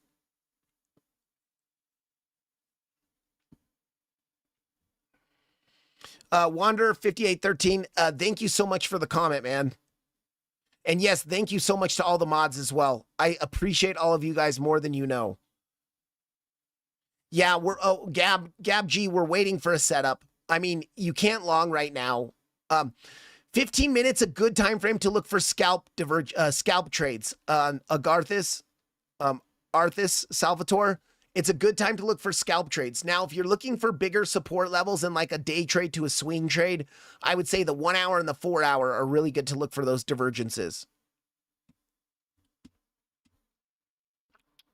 But you can't really take a long here right now. I get it that we're in bullish, you know, actually, you're not even in local bullish market structure. You're now making lower lows, you know, from the high yesterday, lower low, lower high. Could you put in another lower low here?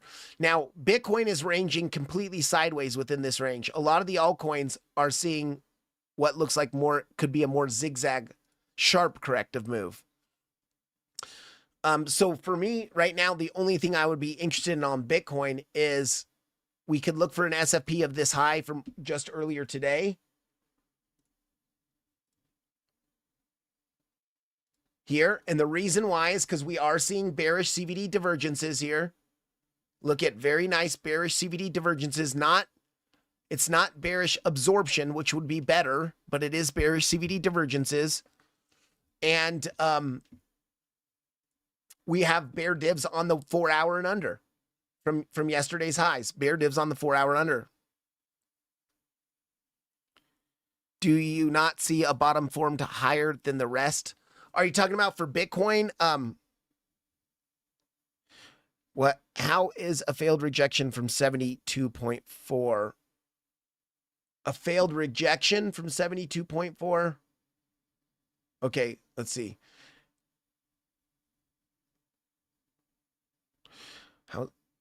How is a failed rejection? Well, are you talking about this rejection here? It was locally bearish, right?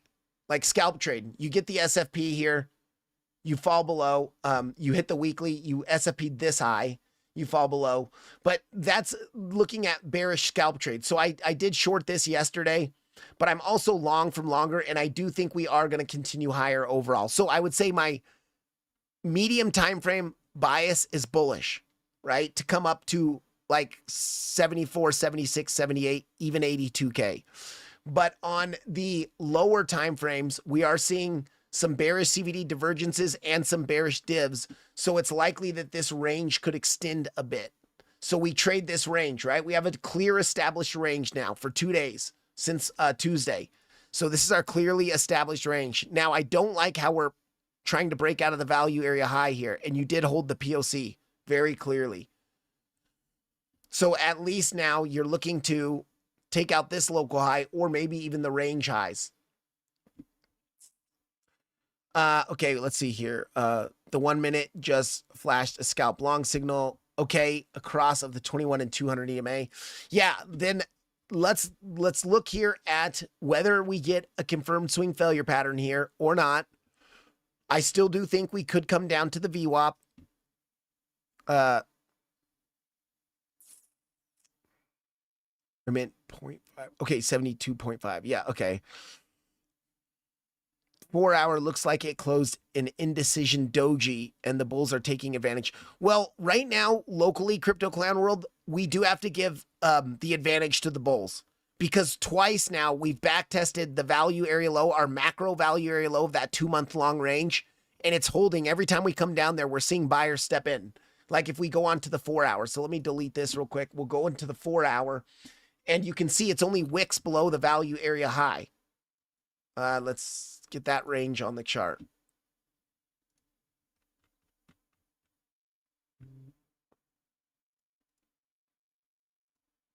So see, you're only seeing wicks below the value area high here, but every time we come down, we're holding it as support and buyers are stepping in. So even locally, you have to give the advantage to the bulls.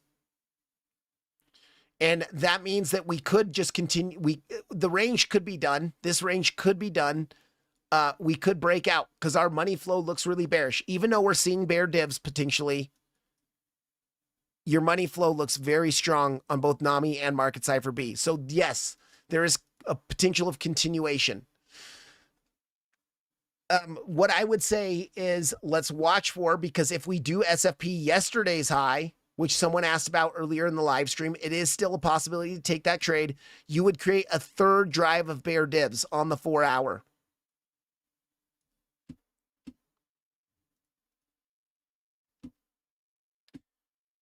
I'm not so sure that we're going to come up that high just because of the bearish CVD divergences we're seeing on the order flow right now.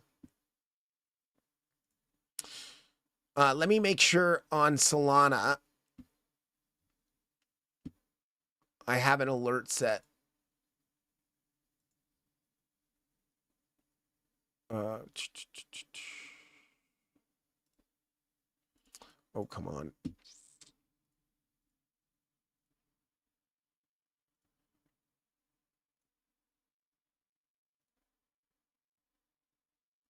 I just want to set an alert at that golden pocket, because if we come up there in this exhaustion, this local buying exhaustive structure with bear divs, I'm going to probably look at least for a scalp short around 85.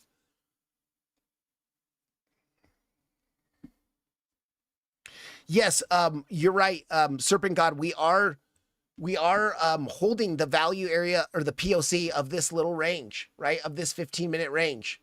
So that is good, because look at, if we look at this range, held the POC, held the POC, held the POC, and right now we're breaking out of the value area high of that small range of the past 48 hours. This range is about 48 hours long.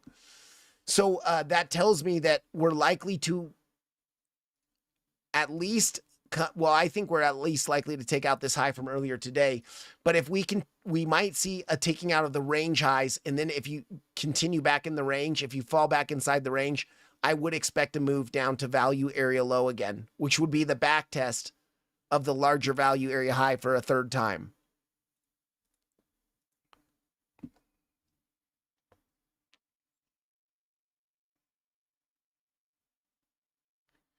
Okay, they keep front running the levels too for a few days now. Yeah, they've been front running levels, golden pockets, for the last 2 months. It's been pretty annoying, actually.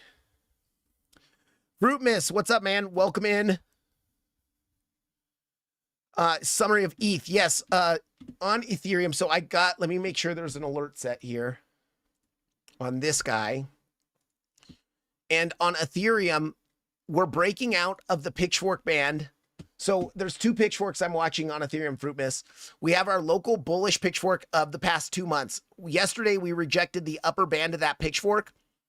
We fell back down to backtest the midline, and it's the lower part of the band of the much bigger pitchfork. We're seeing a bounce here, and there is a small possibility that, because this you can count an impulse in this move down. 1, 2, 3, 4, 5. So because this is a small impulse, we could reject on a lower high before coming down to backtest the value area high in the anchored VWAP at like 21, what is that? 2135-ish. But I'm looking at, because we're backtesting here and holding, that's a very bullish sign. And then you could continue up. So summary is, I do think Ethereum's going to make new highs. The question is, are we going to see a larger three-wave corrective move first to backtest the value area high, or was this it? And then we're going. To me, I'm not so sure, because of this potentially counting as an impulse. Because this potentially counts as an impulse, we do have to suspect that we could drop. See another new local low. And honestly, we're just chopping in a triangle right now. Kind of chopping within this triangle. Now remember, triangles are continuation consolidation patterns. So we pumped coming into the triangle. You get your continuation consolidation, so you do have a higher probability of breaking out of it. But we also have to watch for the market maker games. So what market makers like to do is they'll bounce out of it just to take those triangle highs, and then they'll roll over. That is something we would have to watch for.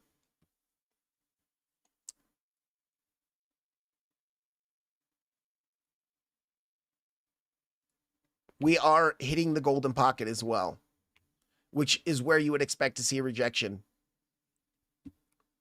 I also do like, if you do push a little bit higher for that fake out,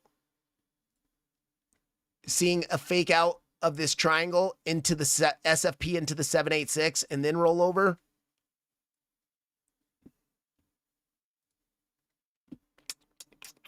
What was another one, guys? I think BNB had some good opportunity on it.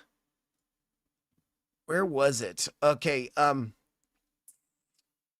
Yeah, I mean, well, BNB so nicely SFP'd these highs here.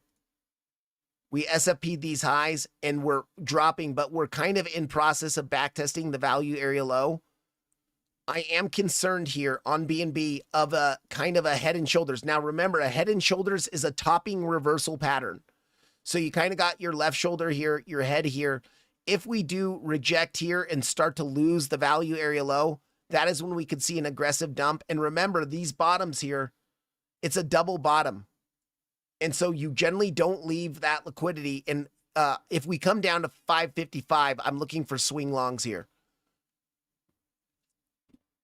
Now, on the other hand, from the highs of this range of the past 2 months, we can see 1, 2, 3, 4, 5. So we started this range down with an impulse. We did not take out the lows, but we double bottomed here.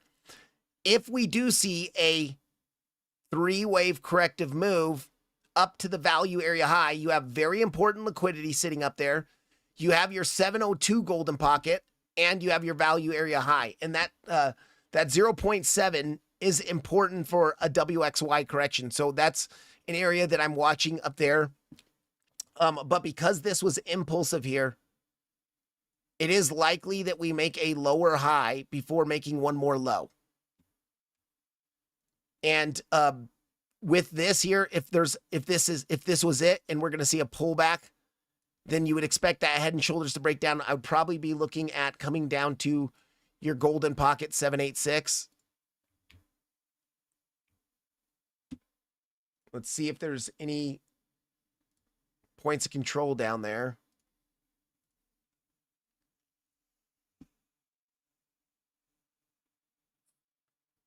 Not weekly. Let's go to daily.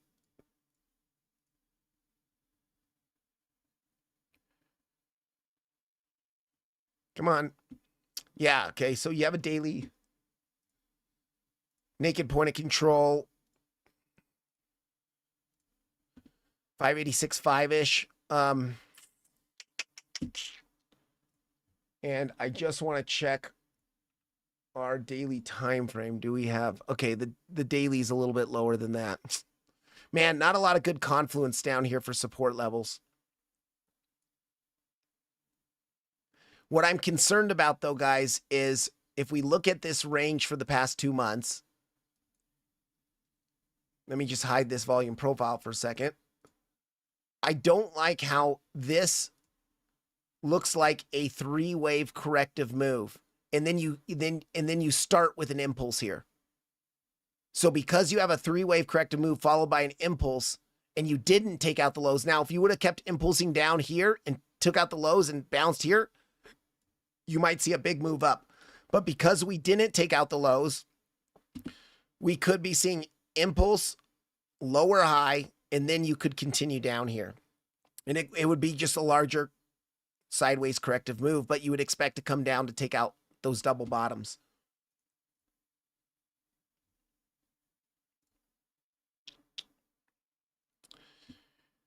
Yeah, and for Solana, for me, we were looking for the long of the swing failure pattern into a naked daily point of control. There was a naked daily point of control at 76.7. You got that. We're coming up. We're back inside the volume profile. We're coming up to the POC right now. And let's see if we can't get a bit of a rejection from 85 for a scalp short, guys. Only a scalp short. And if we come down to 80, I would probably TP all of that at 80 and then look to flip long.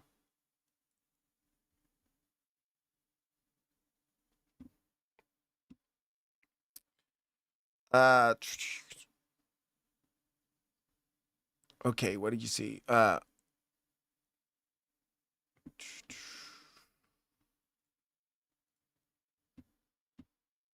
See, the one thing with Bitcoin right now, guys, is we are making that bearish CVD divergence still, so that's why I'm interested in this internal high here.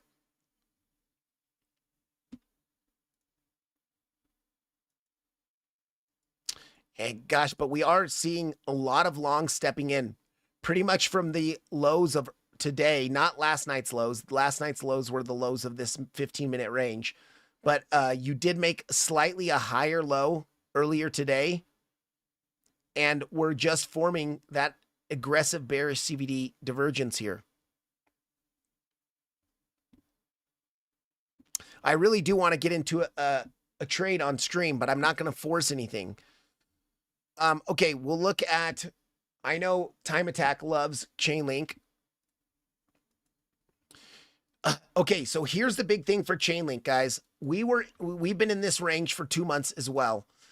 You can see we were grinding very nicely up in this channel on the higher time frames. Let's just go to the 4-hour. Grinding very nicely within this channel here. You lost the channel, back tested, kind of we're coming up and we're back testing. But if you look from the range highs to these lows that were put in a couple Sundays ago, where did we reject on Tuesday? The bearish back test of the channel at the golden pocket. That to me is a bit concerning. On the bearish back test we're rejecting. And then this is the bottom of your pitchfork, your major pitchfork. This is the bottom. And you can see we're kind of struggling here at the bottom of the pitchfork. Like, I really don't like how we are not able to fully reclaim that pitchfork. And because we're not able to fully reclaim it, there is a probability that we could come down and at least sweep these lows down here, sweep into this.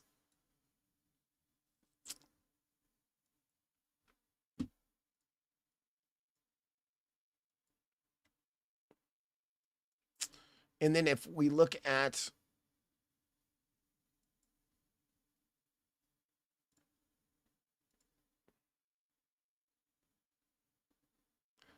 let me just redo that. I got to get onto the weekly.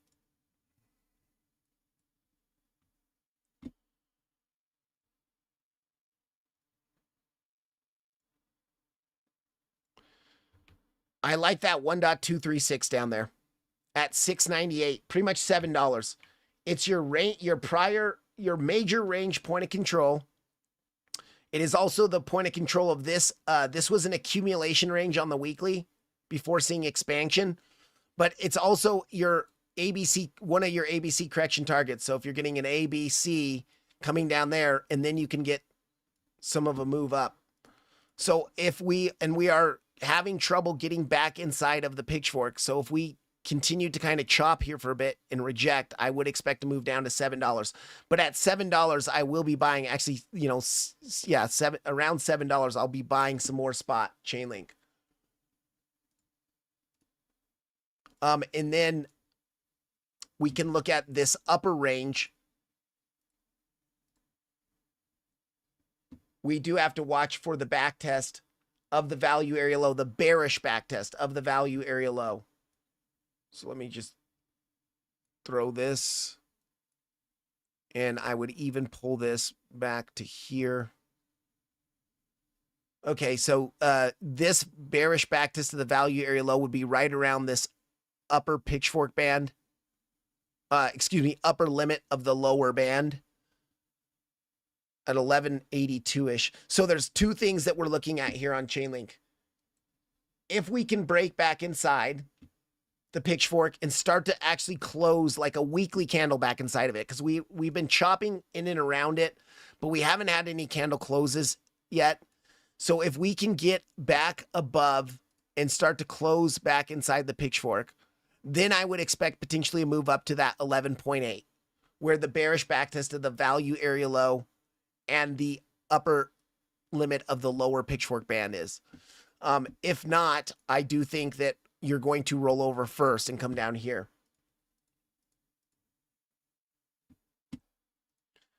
I don't like this structure here. It is very, very hard. Guys, when we're looking at impulsive structure, you do not want to see a bunch of choppy overlap. Like this is all choppiness with the highs and the lows overlapping each other. In a clear impulse, you see a gap, whether it's a 1-2, 1-2, and then you get your 3, and then you get your 4, 5s coming in. There's a gap between the highs of 2 and the lows of 4. When you see all this choppy overlap in here, that means that this has to be considered more probable to be corrective structure. And so I would be looking for, and it's very hard because also this does look like a 3-wave move down. So now are we looking for just some sort of like choppiness in here to continue the sideways range? Chainlink is honestly quite frustrating to count with Elliott waves right now, but I would just be paying attention to this lower range. And so once again, if you pull your volume profile for that lower range, you know, we are around the value area high, rejecting from the golden pocket, rejecting from a bearish backtest of the channel that we're breaking down from. But the big thing is once we broke this channel down, you can see support, support, support, little bit of a deviation, but support. You lose it now. Bearish backtest rejection, bearish backtest rejection. Are we about to see the dump down? And you even have a very clear channel now forming. Let me just get rid of this. You even out now have a very clear channel forming between all of these lows. Let's make that one blue.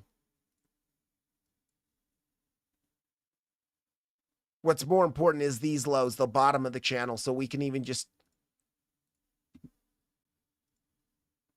throw a trend line here. And if you're going to reject, and if you're going to lose this trend line, you're probably going to see an aggressive dump down.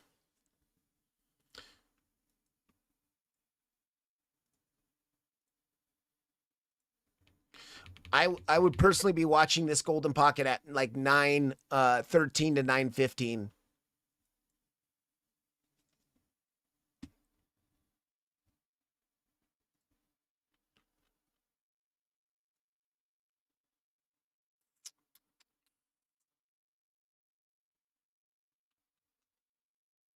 You have some liquidity resting into that golden pocket and your pitchforks there.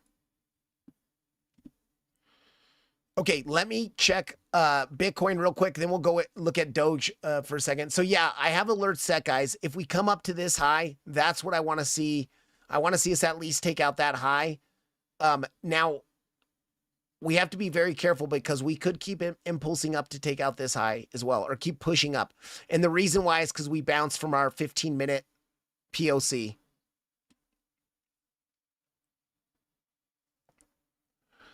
Okay.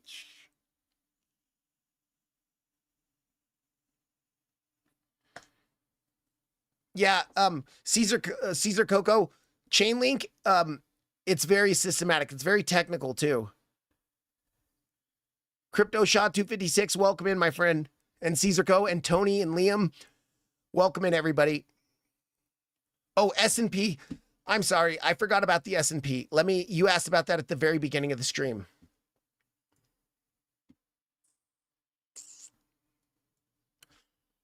All right, so bottom line is, let me just zoom out to the daily time frame. On the S&P, we knew a big drop was coming based off of the crazy amount of bearish divergences since July. Look at these on the daily time frame. All these bearish divergences forming, money flow draining out. As soon as we cross into the red, you get the big dump.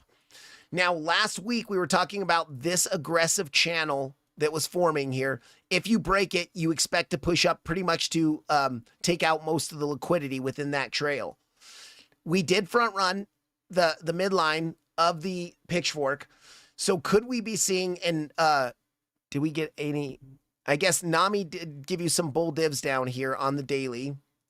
But I would be watching your lower high golden pocket 786 area. So we're breaking above the golden pocket.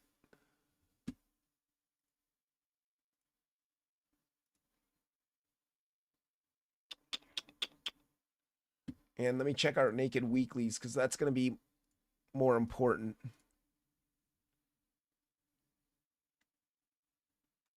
Okay, no naked weeklies in this structure. Interesting.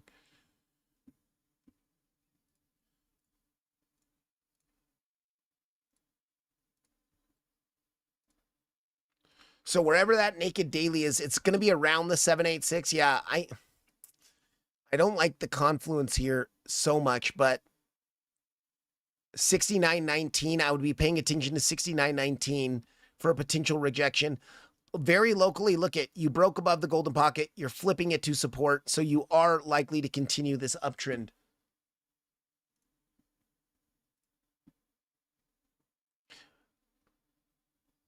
The back test of the pitchfork band is going to be the most important, around 69.50, because you're losing the pitchfork band. You were chopping within it for quite a bit. You finally saw an actual loss of it and a breakdown. So now if you come back up and you back test it, okay, Bitcoin is hitting. We'll come back to that. I just want to see this here.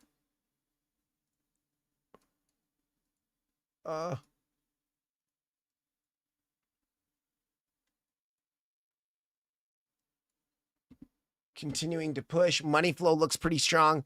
We do see some bear dibs on the 5-minute.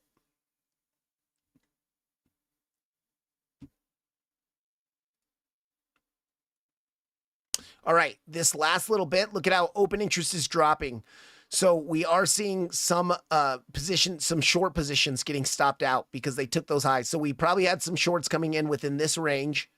And actually, you did see some shorts coming in within this range. Those shorts are getting stopped out. So we're seeing a little bit of a short squeeze right now. The thing is, the short squeeze could continue up to take out the yesterday's highs. So we don't short until we get our confirmed sign. And look at, when a short gets stopped out, your CVD increases. That's why for the past 15 minutes, we're seeing open interest drop. But your CVD is aggressively moving up. It's because we're seeing those shorts getting stopped out. And the forced close of a short is a market buy. Now, let's just do a little calculation here, just in case we get this SFP. Stop is going to go above that high, and I would be targeting at the very least just these lows down here from earlier today. So that's almost a 5-to-1 risk-to-reward ratio trade if we do get that scalp short. And your VWAP will be there as well.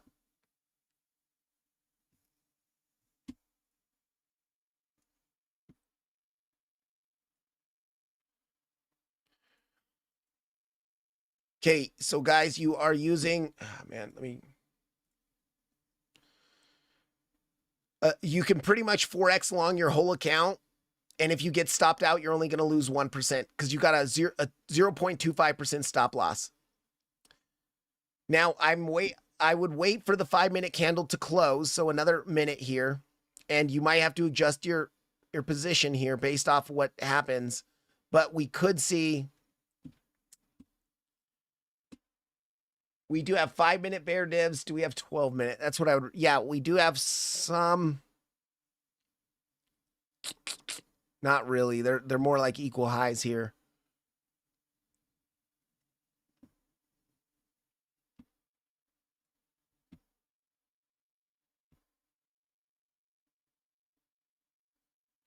Potential bear divs on the 15 here. Actually, not potential, confirmed bear divs now on the 15. Yeah, okay, so we saw the SFP here. You're now getting in a little bit late. But we could see a drop down to VWAP from here, guys. And now what we're going to be looking for is a scalp long from VWAP. If we come down to the POC, the VWAP, we want to grab this liquidity down here. So let's set an alert. We want to grab liquidity from that into the VWAP, and then we'd be looking to take out the range highs and potentially come up much higher. So watch for that. If we bounce from our band here and our value area high, we be careful on the short.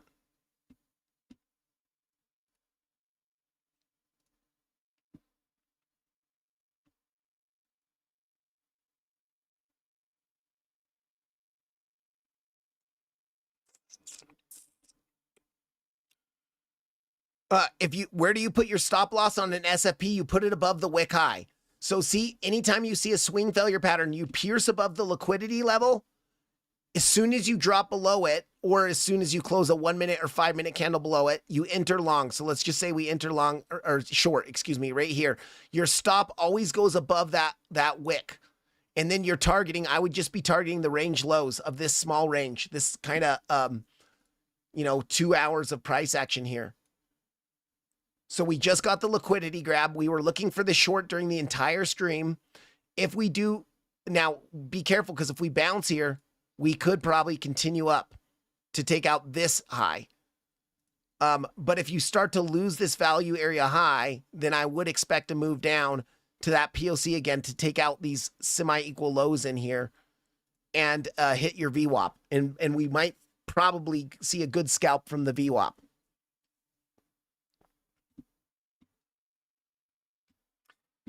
Let's see. Did Solana get that move? Not quite yet. Damn it, Solana, come on. And Ethereum, once again, guys, what I say about those fake outs that you see on those triangles.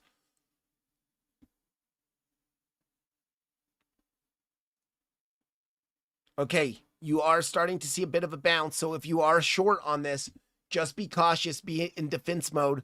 What you can do now is you pull your golden pocket from that high to our current low. Your golden pocket's pretty much at your entry. Man, okay. Let's wait here. This is an aggressive drop we're seeing, and let's look at our open interest here. So open interest starts to see a decrease here. We were seeing long step in all of this right here, guys. All of this was fresh long position stepping in, right? Fresh long position stepping in. So now we could see a really quick a long squeeze to squeeze them all out and just take these little lows right here. Mark Dutch, welcome in, my friend. Good to see you as always. You can't see the numbers. Really? Much love to you, Mark, as always, dude.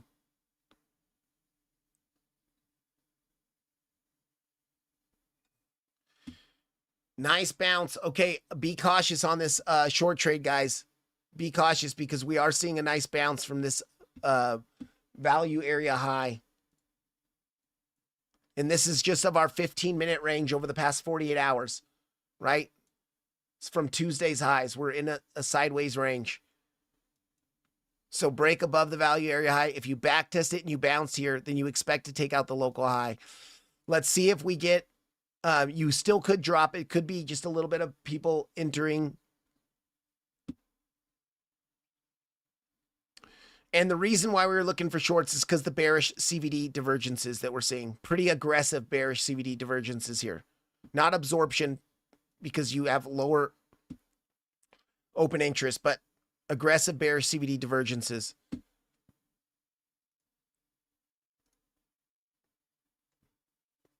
What's up, Lost X? Welcome in, my friend. Let me see. Bitcoin never dumped because of the war.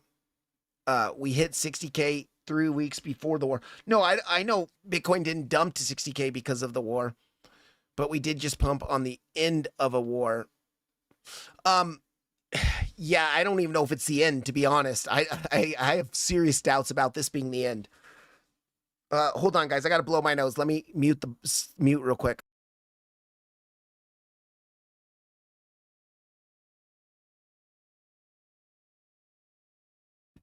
I really don't know if this negotiation, this 10-point plan is gonna, because there's some things in that 10-point plan that I just, don't see them agreeing on, both sides agreeing on. But if it is the end of the war and Bitcoin's pumping on that, we know that Bitcoin will pump on bullish news, but a lot of those pumps end up being fake outs. So I agree with you, dude. I agree with you that it would be more likely to be a fake out, right? The thing with this war, though, there was real repercussions globally for this war, because if they were gonna, first of all, the Strait of Hormuz is so important. 20 to 30% of oil supply goes through there. So if that's closed down, it does restrict oil supply quite a bit. And then if there was some, the fertilizer can cause some famine, things like that, so there was real repercussions if this war continues for potential global recession. So the war ending is going to make a lot more of the long-term investors happy that there is less of a probability of global recession. Okay, let me check this chat.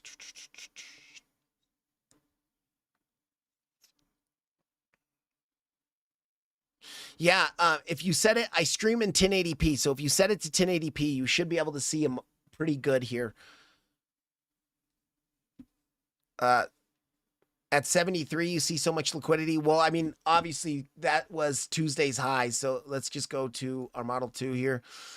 So there's going to be clear liquidity up into 73, just because it was the highs from yesterday. So all the people that SFP'd short yesterday's high into that weekly, their stops are above that high. So there is going to be a lot of liquidity up there.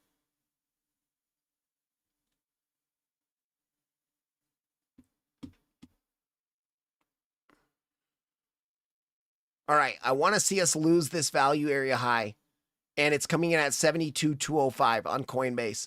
If we can lose 72,205, I think we could see a move pretty quickly down to your VWAP, and that would be our scalp long opportunity. We looked at both of these earlier in the stream, these potential trades here. Scalp, very low time frame scalping, guys. Sideways range for the past 48 hours. I get that it's boring, but you can scalp the range, right? And then Solana, man, I wish Solana would come a little bit higher here.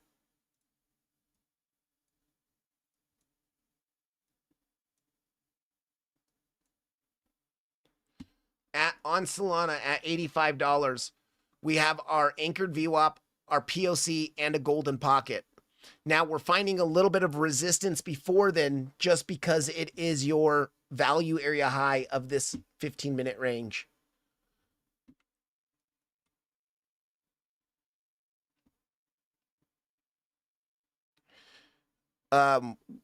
Castro, welcome in. Where do you think this will end before we go lower? I have a feeling 73 will have a dump, but bulls will remain.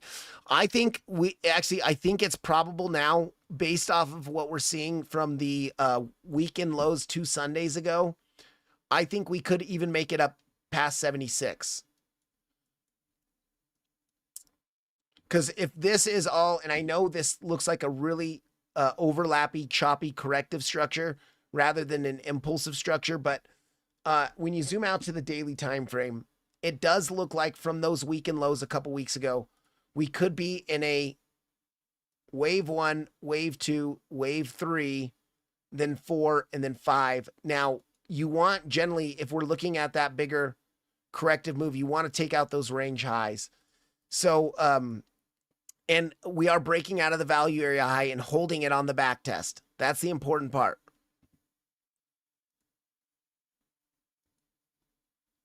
And you did come up pretty much hitting that 1.618 trend base Fibonacci extinction.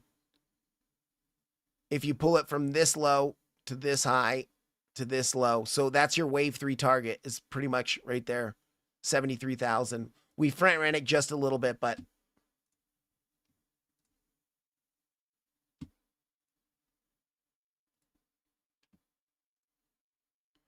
all right, what are you doing, Bitcoin?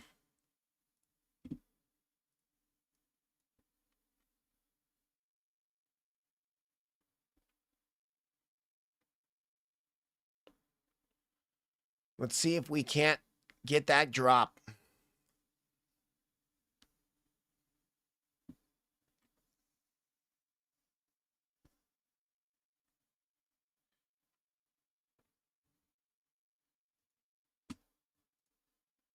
How we looking here?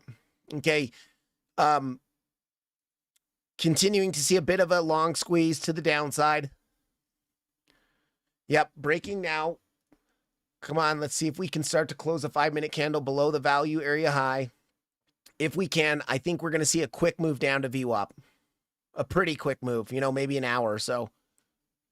Hour, 2 hours. And then, guys, I'm probably not going to be streaming. Actually, I got to leave in about 9 minutes here. But I like we pointed out at the beginning of the stream, the low that we made earlier today, this low for me was made overnight. New York opens, we get this low here.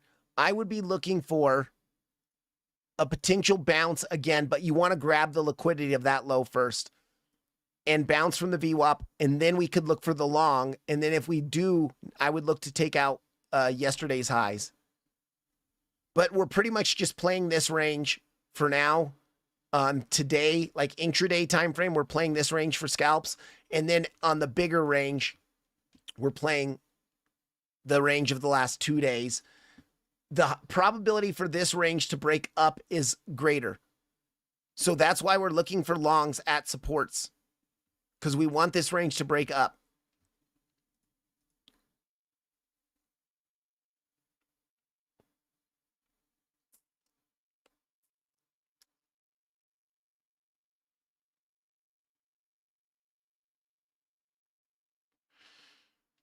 Man, it's really fighting here. It doesn't want to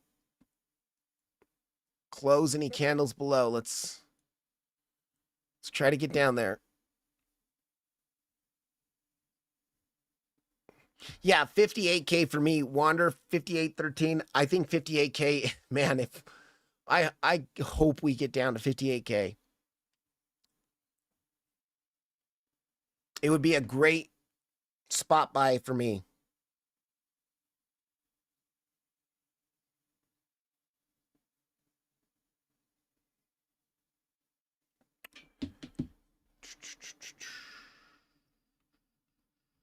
And then, guys, so with Ethereum, we are at our lower high golden pocket, and there is the potential on like the hourly chart that we are, because there's a way to count an impulsive structure here. 1, 2, 3, 4, 5. So if you start your move down with an impulsive structure, you can look for a lower high, which you generally reject from golden pocket, and then you could look for a lower low, and around the 2-month long range value area high that we broke out of on Tuesday, your anchored VWAP's also going to be there. So in around 2135 to like 2130-ish, you could look for a support there. If you come down and you double bottom here, I would also look for long there, because as far as our pitchfork trading goes, and let me just get rid of this stupid triangle now. The pitchforks were breaking above. So we have 2 pitchforks. We have our smaller bullish pitchfork over the past 2 months, right? That's just looking at the 2-month long range. And then our larger bullish pitchfork, which is a much higher time frame. We've been chopping in and around this pitchfork band for 2 months now. For the first time in quite some time, we're what was acting as resistance, resistance. We broke above on Tuesday. we're back testing it bullishly. And if you back test it and you hold it, you would expect at least new local highs below Tuesday's, above Tuesday's highs. So if we do get some sort of double bottom here, I would definitely look for longs from that. And if we look at our smaller bullish pitchfork, we did front run that midline just barely this morning. So if we can come down here and get that SFP in a double bottom here, it'd still be nice to look for a long. Actually, what we can do is I'll set an alert here, and if we get the nice SFP, I'll post it about it in the Telegram, and I'll try to let you guys know if I long it. I want to see, as we're making lower lows, lower highs, lower lows, lower highs, lower lows, I want to see bull divs on like the 15-minute, maybe the 30-minute. I don't know if we're going to get them on the hour. We probably will on NAMI, so I'd want to see bull divs on NAMI on the hourly as well. And if we do get the long from 2156-ish, then I would be looking at least to come up to 2290, which is our bigger 786. But the naked, what was it, a naked weekly point of control at 2329 and the daily at 2352, like this zone here, I like a lot better. And so in that scenario, I would be looking at, if we do kind of double bottom this and range for a bit, I would be looking at coming up, making some time passing by until we get up there where we have some confluence.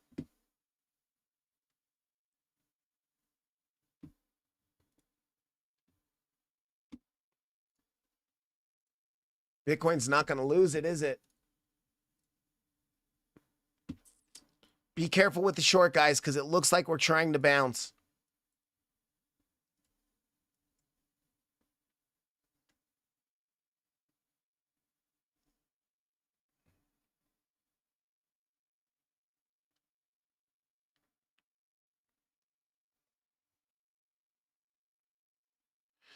I noticed a pattern with you. You are bullish near the highs and bearish. No, we're scalping, dude. Like, if you're in an uptrend for the day, you scalp pullbacks. So yeah. Trend is your friend until the end. And so you can ride this trend on small scalps, but definitely not looking for big trades. And actually, we were looking for a short right here, and we are looking for a scalp long. But this scalp long, the first TP would be taking out the highs. It's just locking in small positions. Overall, I am still bullish for higher, to come up higher within the range, unless we close today's daily candle below 70.9. If we close today's daily candle below 70.9, then I'll start to become more bearish. But the overall premise is we've been in a range for 2 months. On Tuesday, we broke out of the range with a volume imbalance candle. And for the past 2 days, we've been back testing the value area high of that range. And look we're holding it. We're holding the back test. So anytime you break out of a volume profile, you back test it, you hold it, you're going to expect continuation. And I'm not looking for any major longs here. Definitely not looking. I'm looking at scalp longs to continue this local uptrend 1, 2, 3, 4, 5. But I'm looking for the big shorts, 74.2. We have a naked weekly point of control. I'll be looking for shorts there. I'll be looking for shorts at 76. And definitely if we get up to 78, I'll be looking for shorts. And then the biggest short that I'm looking for is around that 82. And 80 signal in an A wave, pullback in a B wave, C wave. So your 1-to-1 target at 82.2, I believe, ish. Yeah, 82.2-ish. It's the back test of your pitchfork band that you lost. And then I would be looking for, so like the real nice one is if we came up here, reject here, get a move down to 58. That's what I'm really hoping for. But we do have to give local priority to the bulls on this move right now. And so I'll scalp the trend, but I'm also scalp shorting. Yesterday, I shorted the SFP of the highs into the weekly. I'm still in that short. I took 50% profit. So yesterday, when we came up to the weekly level, we SFP'd Tuesday's highs into the weekly. I shorted that. But I took my first take profit as soon as we hit the value area high. 50% out right away. Boom. And then now just playing this little intraday range. This is literally an intraday scalping thing we're doing right now. I'll look for a long off of the lows at 71,720.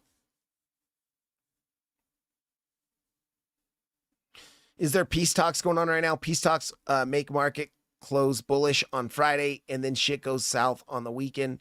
Yeah, I'm just worried about, like, even yesterday we were seeing that the what is it? The ceasefire was like almost in trouble. Okay, finally a 15-minute candle close below the value area high. That's a good sign of this small 48-hour range. We're starting to close a 15-minute below. So this short might continue down. Guys, let's see if we can't get a long from 71.7. Scalp long. And remember, if you're scalp longing this at 71.7, you're waiting for the pierce of the level. You want to reclaim the level, and I would actually want to reclaim the POC. And that's when you long and your stop goes right below wherever that low was. If you get stopped out, you get stopped out. Right? Yesterday, I longed. Where did I long? Oh, I longed in here, and I got stopped out last night. It was a losing trade for me. But that's okay because I'm still long from way, way lower, and I'm still short from here. So we're just doing scalp trading right now. More, Jason's been doing more scalp trading, and it's been more exciting, a little bit more exciting in the stream. But guys, I do got to get going. I appreciate you all so much. I will be here tomorrow too as well, 3 p.m. Eastern Standard Time. So please come join me. Yes, please come join me tomorrow. And much love to you all. Please hit the like button on your way out. Remember, if you do want to join the Telegram, all you got to do is join BYDFI using my affiliate link. Deposit a minimum deposit of $100 or more. Once you've done that, you click the Telegram link in the description of this video. And in that Telegram channel, type in /verify in your BYDFI user ID. That'll get you into the Telegram. And once you're in, you're in. I will try to keep you guys updated on the Telegram on these scalp trades that we're taking right now. So I will see you guys tomorrow during the live stream, 3 p.m. Eastern.